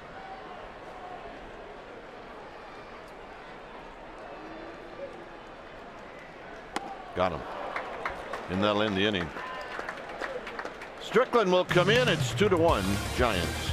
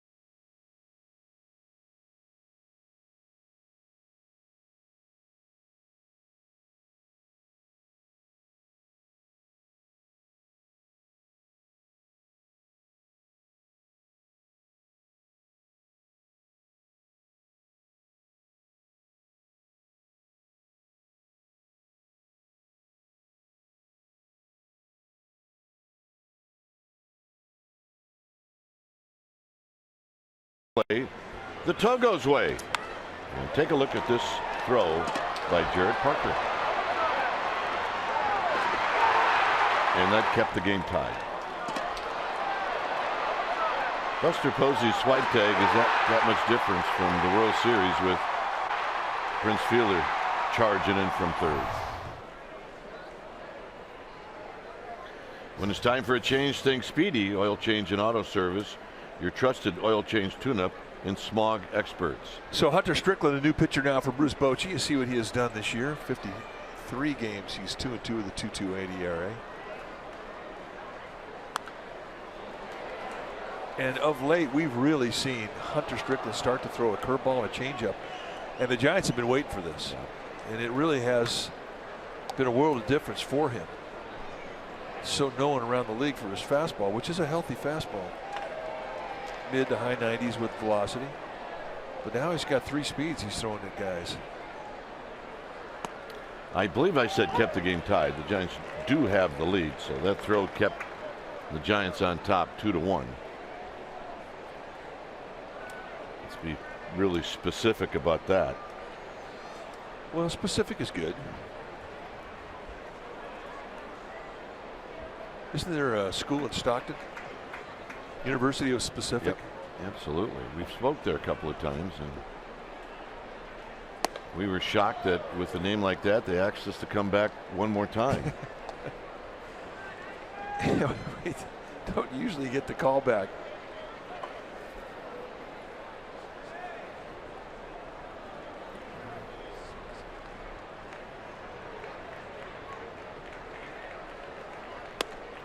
Two and two on the fastball away. Big guy to get right here because Galvis has got so many things he could do on a base pass. Good base stealer. He's not a guy you can just lay it in because he's got good power, especially from the left side as he is a switch hitter. Got him. That is perfection. Galvis not happy about it. They set a wide target. Posey does not move a whole bunch, and you can see why Galvis is a little bit upset. It is a bit outside. A bit? Well, I mean, you're an old hitter. I'm an old pitcher. I'm thinking that's right down the middle. Yeah, of course. 8 inches outside is always right down the middle. Hey. If you ask Madison Bumgarner about the strikes the other day, he would tell you it was not a wide one that he was working with.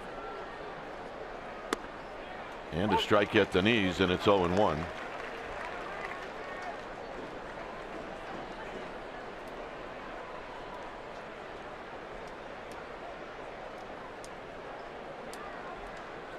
Rhys Hoskins, 0 for 3. You got to be careful with him. On the ground and a base hit. He hooked that one into left field. Let's check in with Amy G.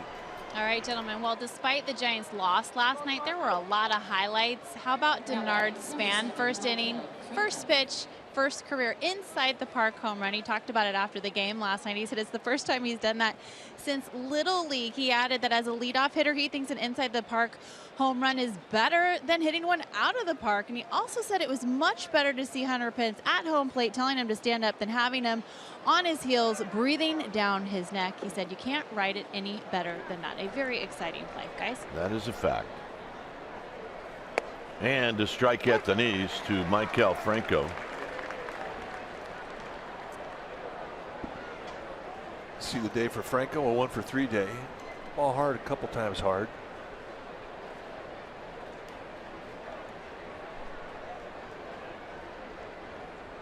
Here's the pitch, swinging a bouncing ball, and he cues it into right field, and that's going to put Hoskins at third. So, hey, you got to place it in the right spot, and that's exactly what Franco did.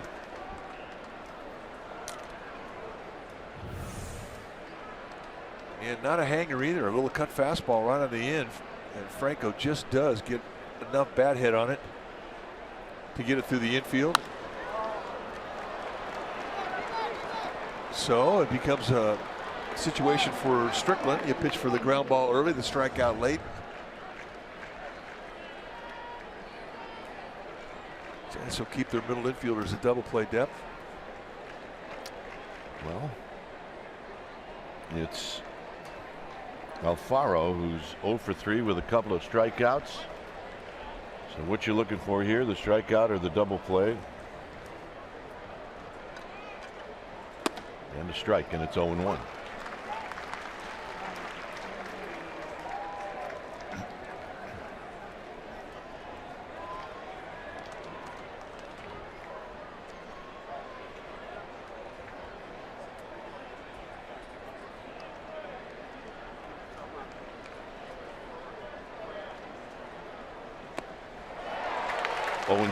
Taking advantage of a young hitter with a reputation for being a wild swinger. Breaking ball down below the zone. Remember, Alfaro seeing him doesn't have a lot of book on Strickland, so advantage Strickland. Well, now you don't throw him a strike, right? No, you do not throw him a strike. Pressure's on Posey. He's going to block everything down in the dirt. You should either go above the letters or down in the dirt.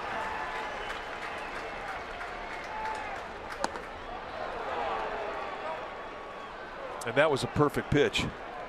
That was the above the letters. Target for Posey, right to it. And it's not that easy of a pitch to be that fine with that one. I mean, that's not that far from being a sacrifice fly.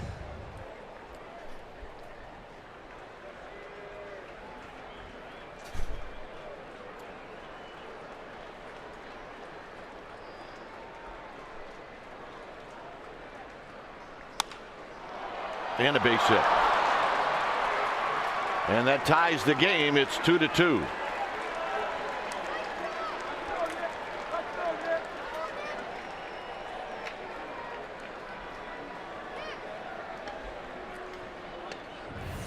So they went inside. You see the location and how they worked him. And he was set up for the inside pitch. And Alfaro, to his credit, fights off a fastball, inside outs it. We got a tie ball game. And Madison Bumgarner gets a workout today. He was the pitcher of record.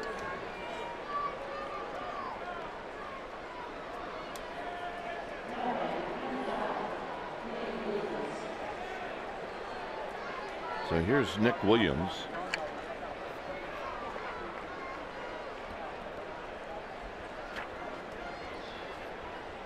Phillies with 9 hits.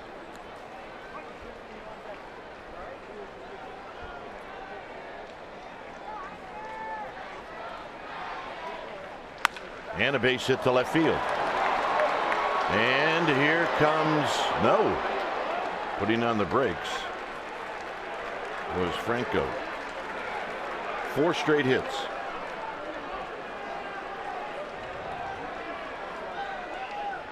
And Florman is going to be the hitter.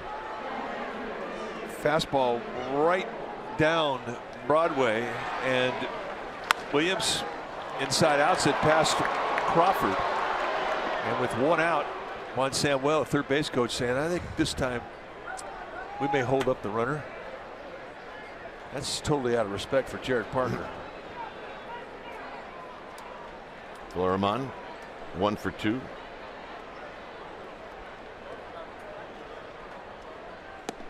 No balls and 1 strike. Kyle Crick got the red alert, go get ready in a hurry call.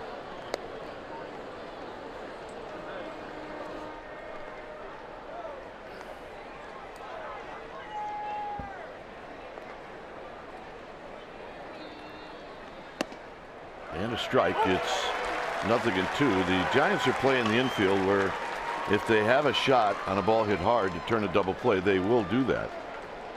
But if not, then they'll come home.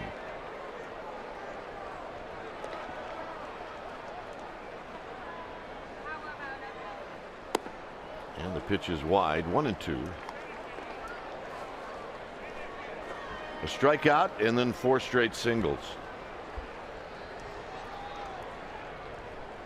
Franco, Alfaro, and Williams are your base runners.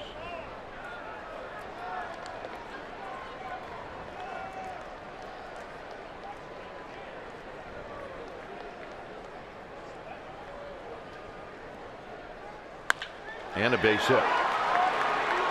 That's going to score 1. Here's the throw home. It's cut off. And just like that, the Phillies have taken the lead here in the 8th. 5 straight singles.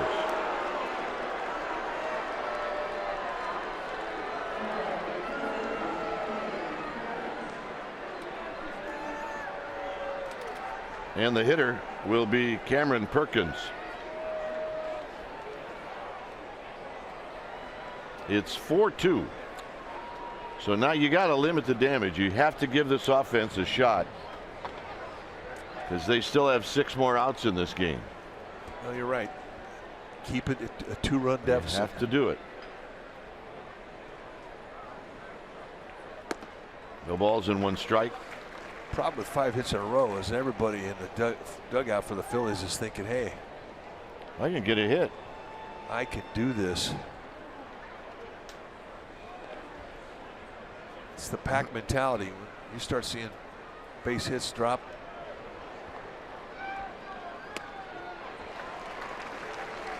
So two first pitch two breaking balls in a row and a quick 0-2. Strickland fighting to keep his focus. It's tough when you give up a lead. You're a 6th, 7th, 8th inning, 9th inning guy. It's hard to regain your focus and minimize the damage. So 3 straight pitches, and Perkins is gone.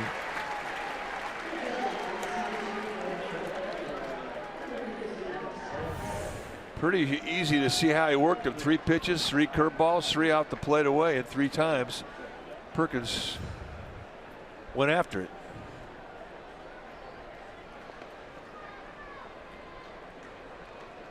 Here's the pinch hitter, Ty Kelly. Remember, he hit a grand slam last night.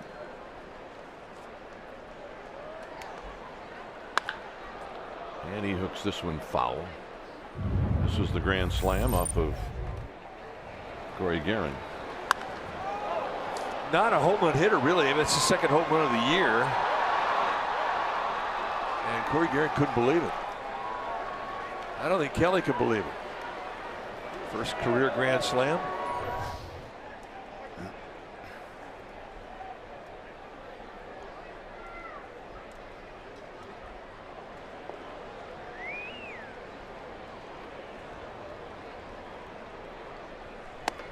And that pitch is high. It's 1 ball and 1 strike. Now 11 hits for the Phillies.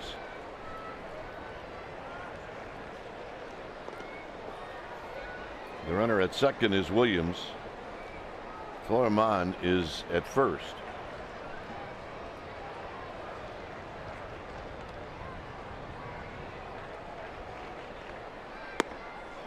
One and 2.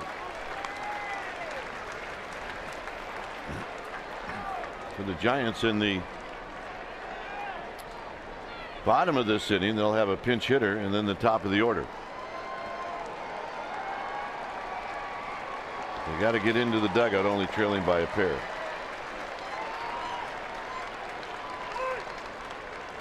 Timeout is called.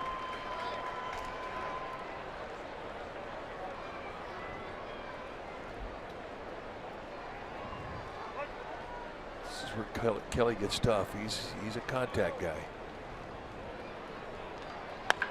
And a base hit to right. And here comes Hernandez. And his throw is going to be in time, and they got him.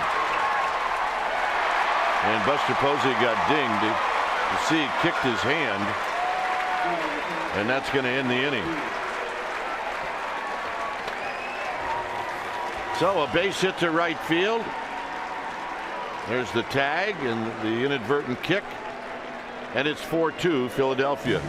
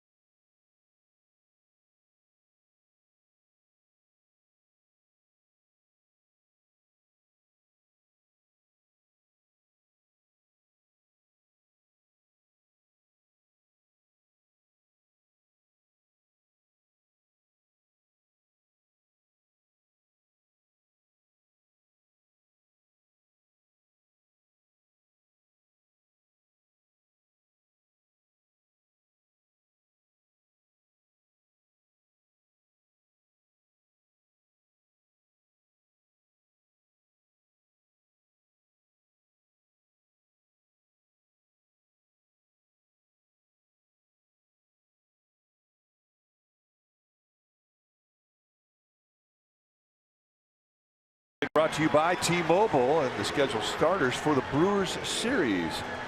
For tomorrow night's game, it's going to be Zach Davies taking on Chris Stratton. Jimmy Nelson, Jeff Samardzija matchup on Tuesday, and then the finale will be Matt Garza, Matt Moore. All games on NBC Sports Bay Area. That's our Unlimited Baseball break brought to you by T-Mobile. So here's Hunter Pence. Pence fouls it down the right field line and out of play. When it's time for a change, think Speedy Oil Change and Auto Service. Your trusted oil change tune-up and smog experts. 48th time that Luis Garcia has come into a game. He's had a very nice season for Philadelphia. 1-3, a couple of saves, 2.91 ERA. Mid to high 90s with velocity. Big slaughter. Out of play again, 0-2.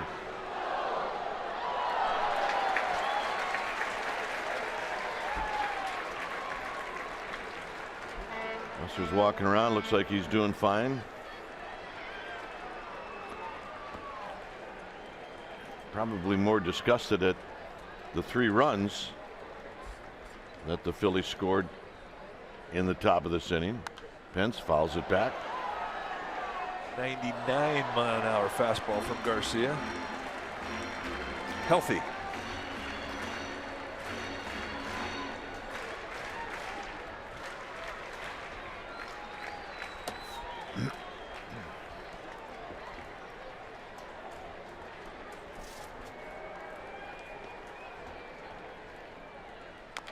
Tap foul. Pence will make you work.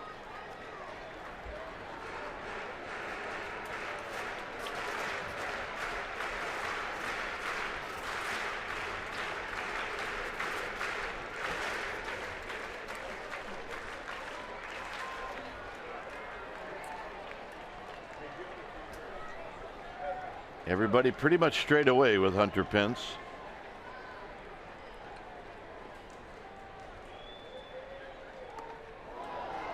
One and two. The only defender maybe a little bit out of normal position would be Foreman in left as he's off the line. Bit of a gap in left center.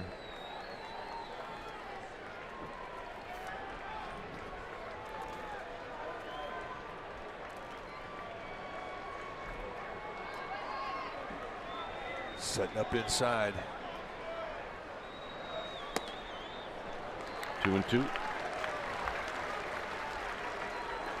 So really not close to the intended target. They wanted to go hard in on the hands at 98.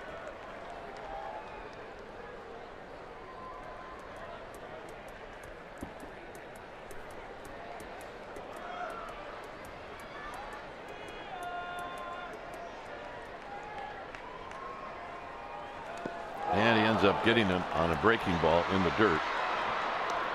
So Pence is retired.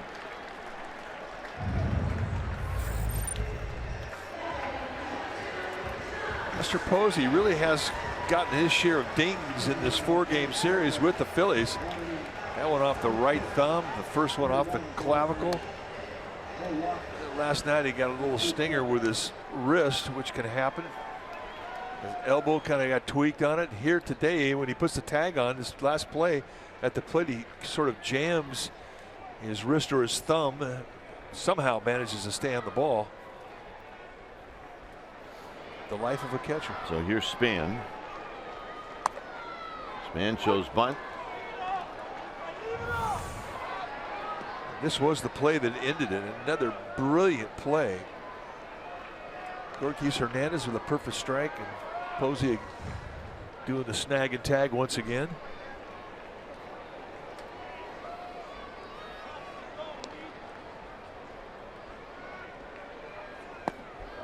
Oh, and 2.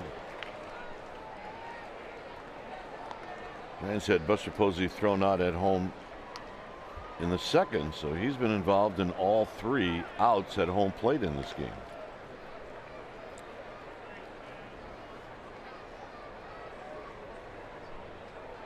Span trying to get on for Kelby Tomlinson.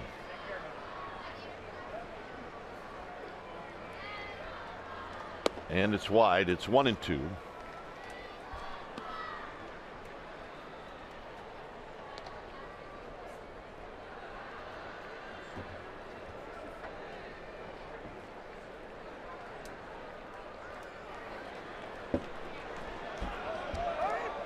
now timeout is called as ball gets away from one of the bullpen guys. It stays at 1-2.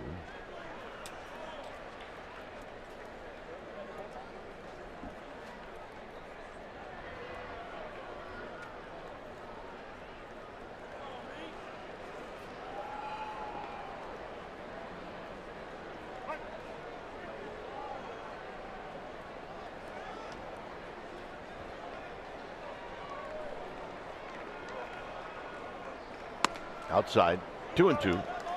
Trying to nibble that backside of the strike zone. You play in Citizens Bank Park in Philadelphia, it's a live field. It's a home run haven. Coming out of the bullpen late reliever, you're going to work the outside part of the plate. Basically not giving anybody anything to pull. Not always the case here at this ballpark. Jam shot. Charging is Galvis. Galvis is throwing, and they got him.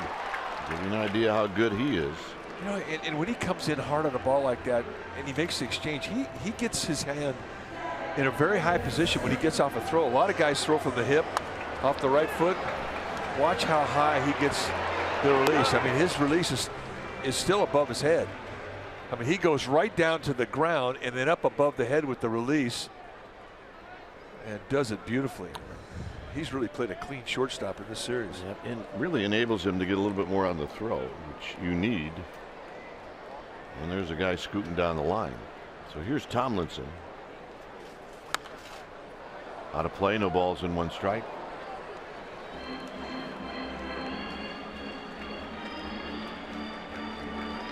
I mean, that's a pretty impressive display of agility and extension to go both ends of the spectrum and get a throw off with something on it to get a hitter.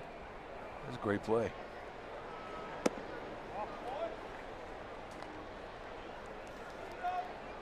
So Tomlinson trying to get something started with 2 outs and nobody on here in the 8th.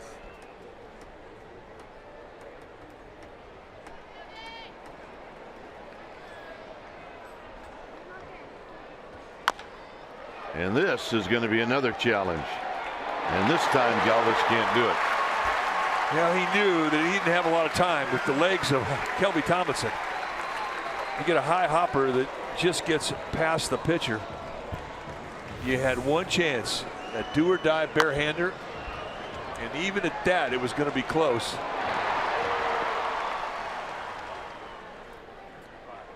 And he could not get a grip. So Pete McCannon's coming out. Lefty's coming in. And it's 4-2 Phillies.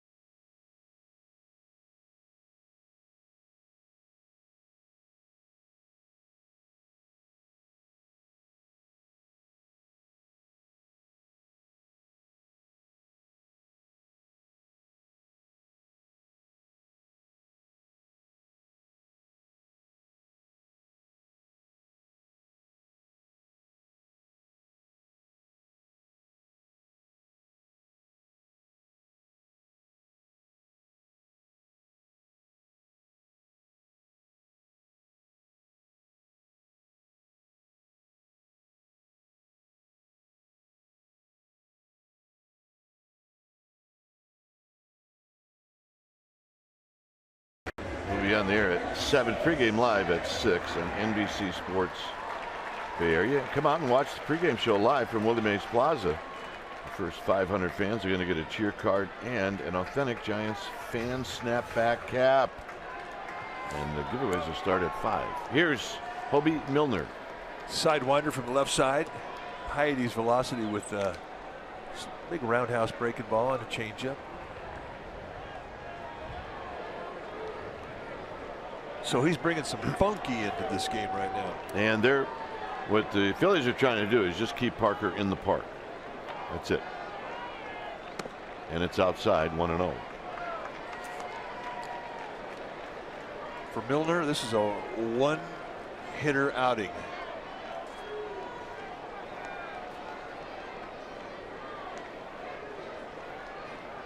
One ball and no strikes. In tight, 2-0.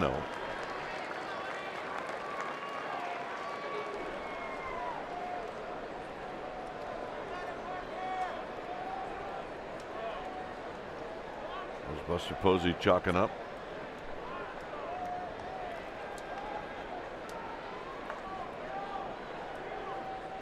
Parker, a healthy rip and a foul out of play.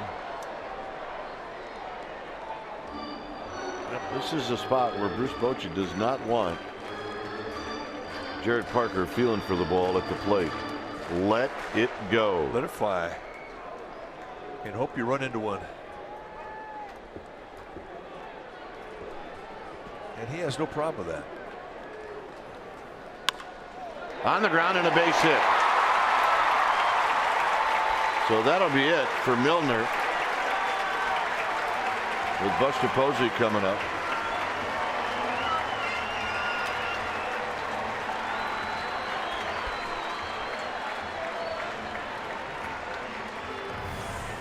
Take a look at the pitch. Right out over the middle, and Jared Parker said, okay, I can take that pitch and slap it right past Miguel Franco.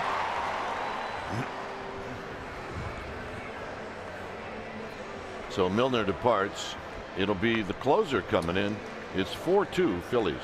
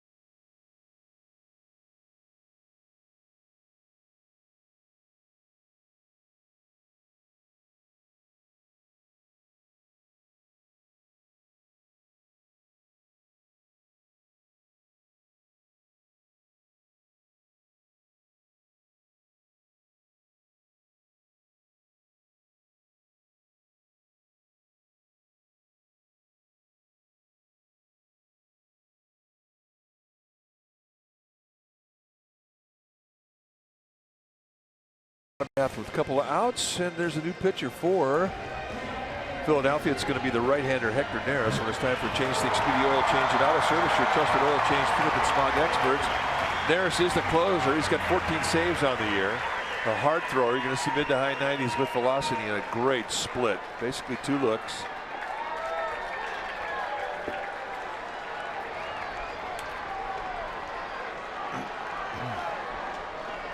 Tomlinson and Parker are your base runners. Both run extremely well.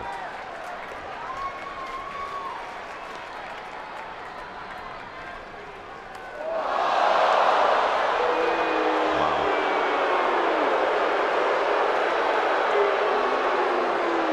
Buster saying something to him? He was.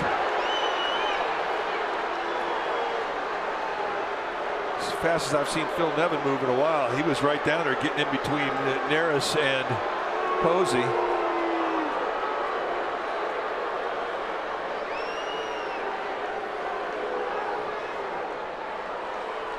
I mean, Lester looked at him as if he thought there was some intention behind this. And put him right on the number 2 on his back. Well, there's nowhere you can go. That's the rib shot.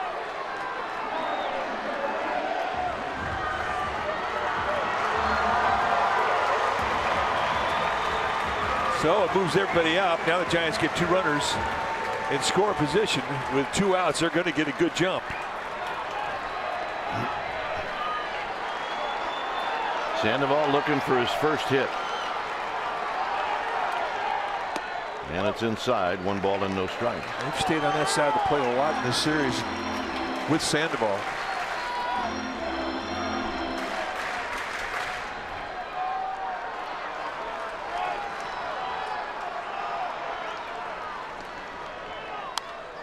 Swinging a foul. 1 ball and 1 strike. It's mano-a-mano right there. 1-0, 96-mile-an-hour fastball challenge. And Sandoval was looking for it. Well, the tying runs at second.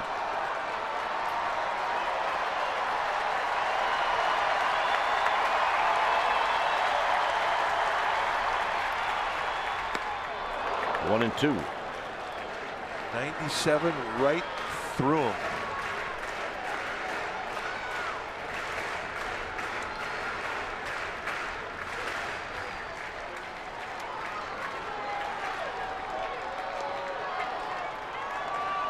One and 2. Out of play. Buster, and he's asking him. He's asking him, was that on purpose?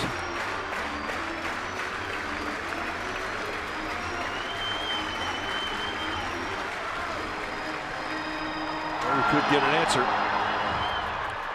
But he's going to think and feel that it was. 1 and 2. All happened after the Phillies got the first 2 outs in this inning.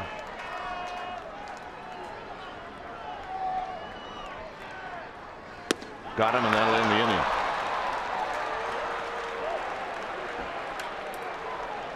It remains 4-2 Phillies.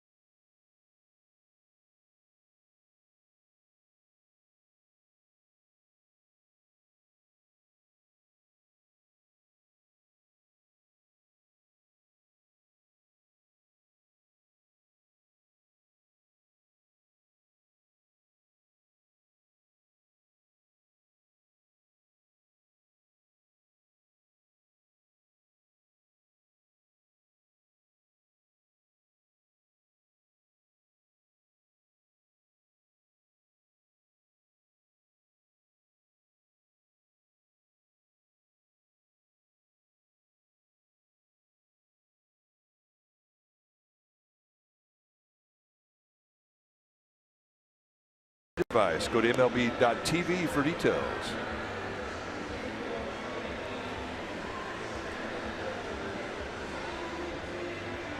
So it's a 4-2 lead for the Phillies, and it'll be Kyle Crick who's going to pitch the ninth. 17th time that Crick has come in, and he has done a very nice job since being called up from Sacramento. Hard thrower. See mid to high 90s with velocity. Curveball, slider, changeup. And he is just chewing on right-handed hitters. They're hitting $154 off him. Lefties hit 280. So here's Hernandez. First pitch is high, 1 ball and no strikes. Hernandez is 0 for 4.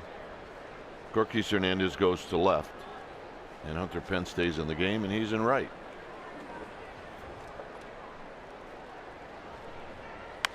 Foul back, 1 ball and 1 strike.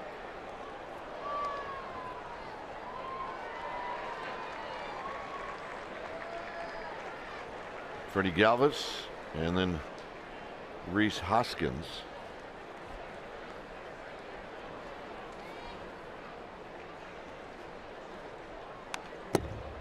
One and two.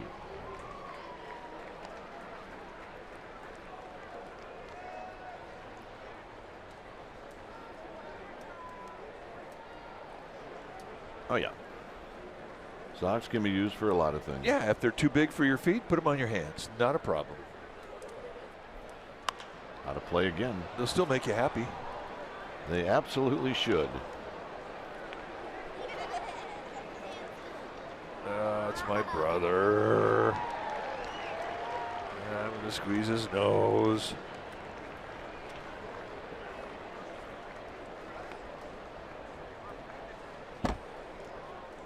And the one, or make it the 1-2, and it's rolled to Ryder Jones. So Kyle Crick covering, 1 out.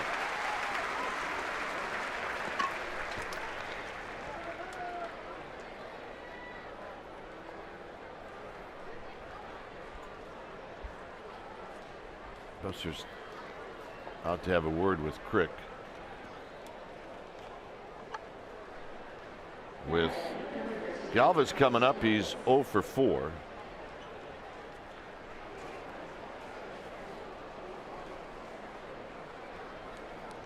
Rhys Hoskins is on deck. Well, right after a catcher comes out to talk to you, it would not be a good time to retaliate or hit somebody.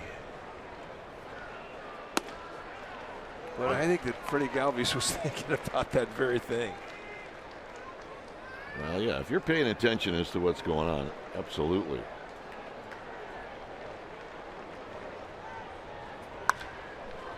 This is hit out to Gorkys Hernandez, who's playing the sun, and then he reaches back and makes the catch. And here's Hoskins.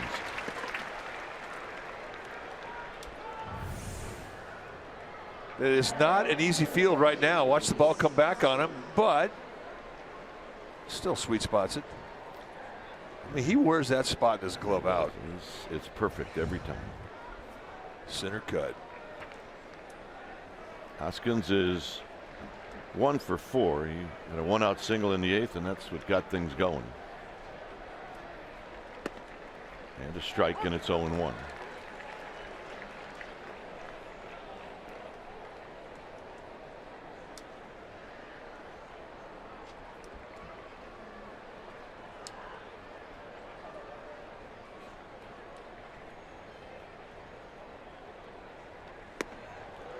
It's good breaking ball off that fastball. Once you get that fastball in, and it was a pitcher strike, sets up a lot of things. Obviously, that hitter's aware of that inside corner. Now you go outside with any kind of soft stuff, and it'll look a little better.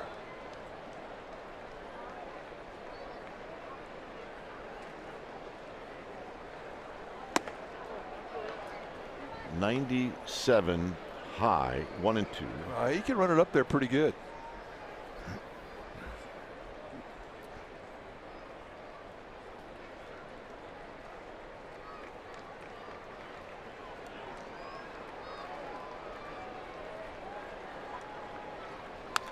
Foul back. Just laying out paint at 96 on that outside corner. For the Giants in the bottom of this inning, Crawford, Jones, Hernandez and Pence before they get to the top of the order.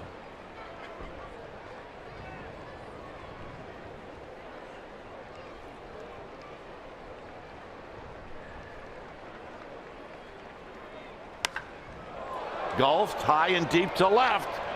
Back is Hernandez, and it is gone. So Hoskins has hit another one, and it's 5-2. Rhys Hoskins is not going to want to leave AT&T Park. Average 30 to 35 passes a day for friends and relatives coming out of Sacramento to see him play, and he has put on a show.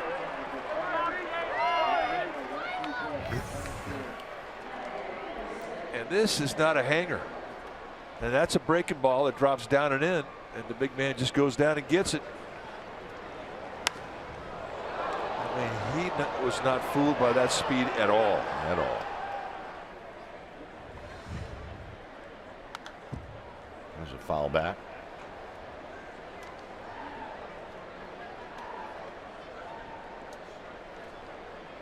So Hoskins, impressive. 5 home runs on this road trip. And he is yet to go back and play in Philadelphia. Popped up to Hunter Pence. And that'll end the inning. So now the Giants have some work to do. They lead, or they trail 5-2.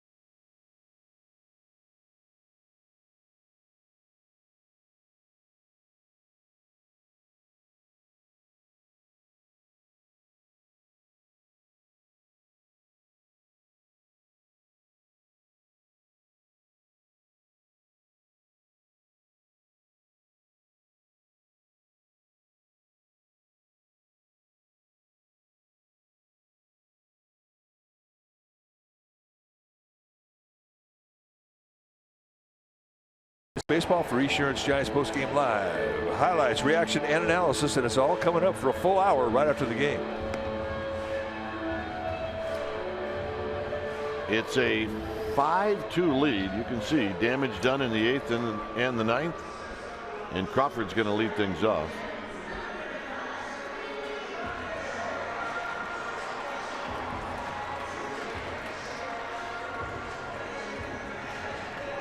Crawford's been on base twice.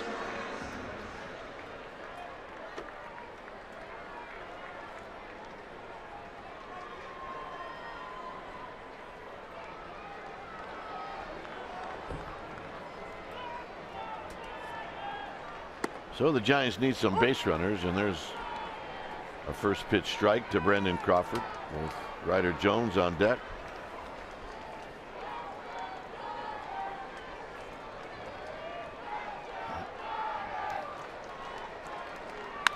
Up the middle and a base hit. And that's a start. It may look like just a little innocent single going through the infield.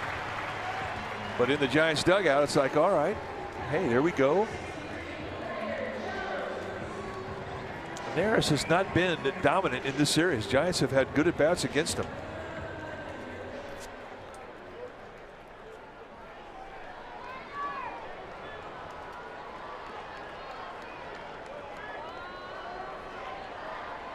Jones is 1 for 3.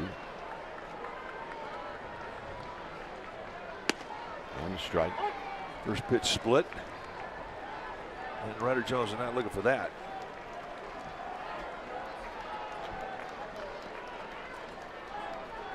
Base runners. That's what the Giants need here in the 9th. And that'll get away. And Crawford will move down to second. I don't think Harris is worried about anything other than the hitter. And that's probably the way it should be.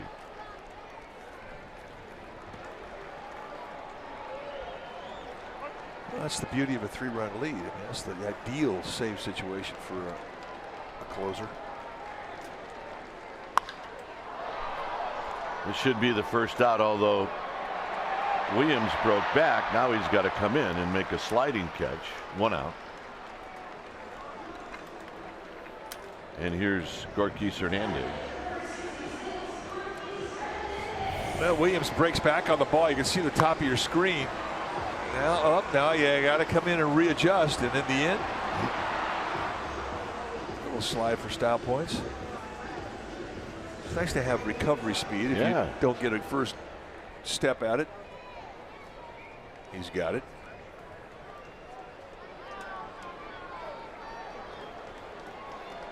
I think I lost mine at about 30.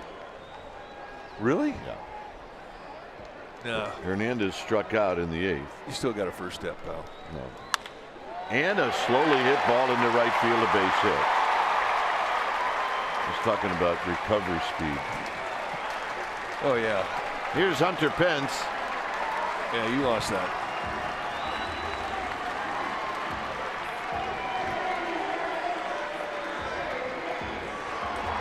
Giants have done what they needed to do. They've set the table.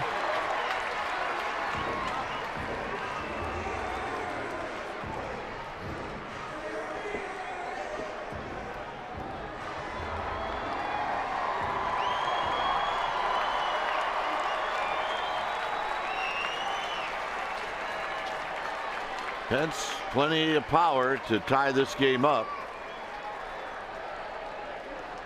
He struck out as a pinch hitter in the 8th. Once again, Sam Dyson heads down.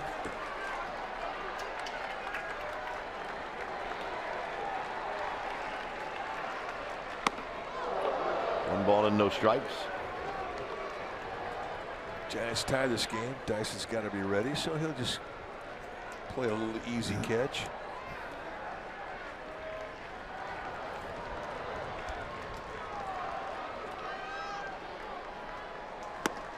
And right there, it's 1 ball and 1 strike.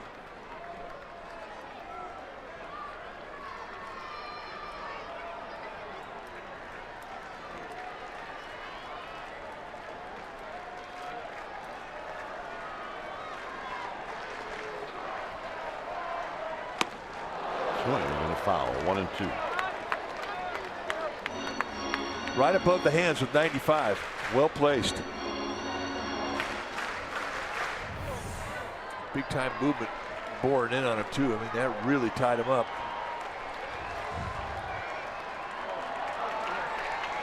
Going right back in again. Look at it. He's already hit Posey. And he just puts Pence down on his back. And I guarantee it got a little more quiet in the Giants dugout. And there's a fixed glare on everybody on top of the railing in the Giants dugout. When you knock a guy down, you're going to tune his bat speed up.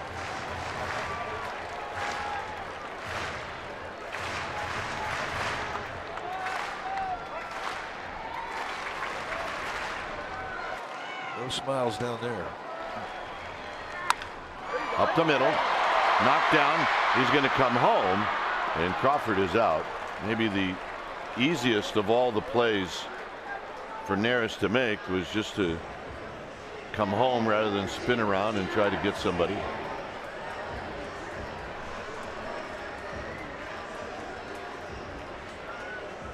So here's Span.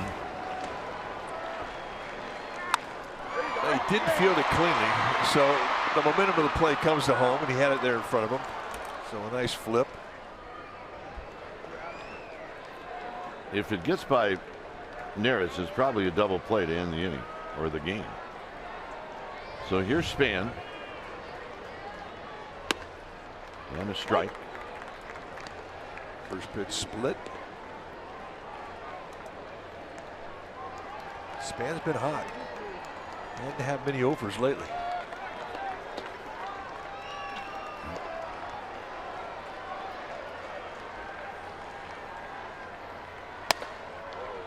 Span 9 home runs on the year. A couple of water shots here. If you're thinking about home run.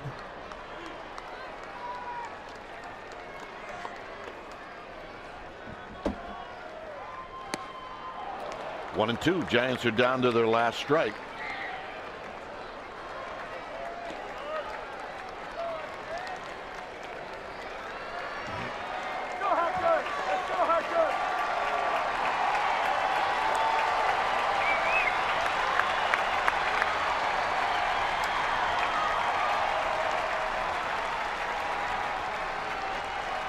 And the pitch. And that's the ball game. So the Phillies come back and they win the final 2 games in this series. This is disappointing for the Giants because they had the right guy on the mound today and they just did not score enough runs for him, although they did have the lead in the 8th. Well, you're right. A frustrating loss and a nice comeback victory for the Phillies. The Giants had opportunity. They had plenty of opportunity. The double play hurt them early in the game. And then they had a bases loaded situation they could not capitalize late in the game. So it winds up being a frustrating loss in a split series. Final score, Phillies 5, Giants 2. Stay tuned. Esurance Giants postgame live starts right now.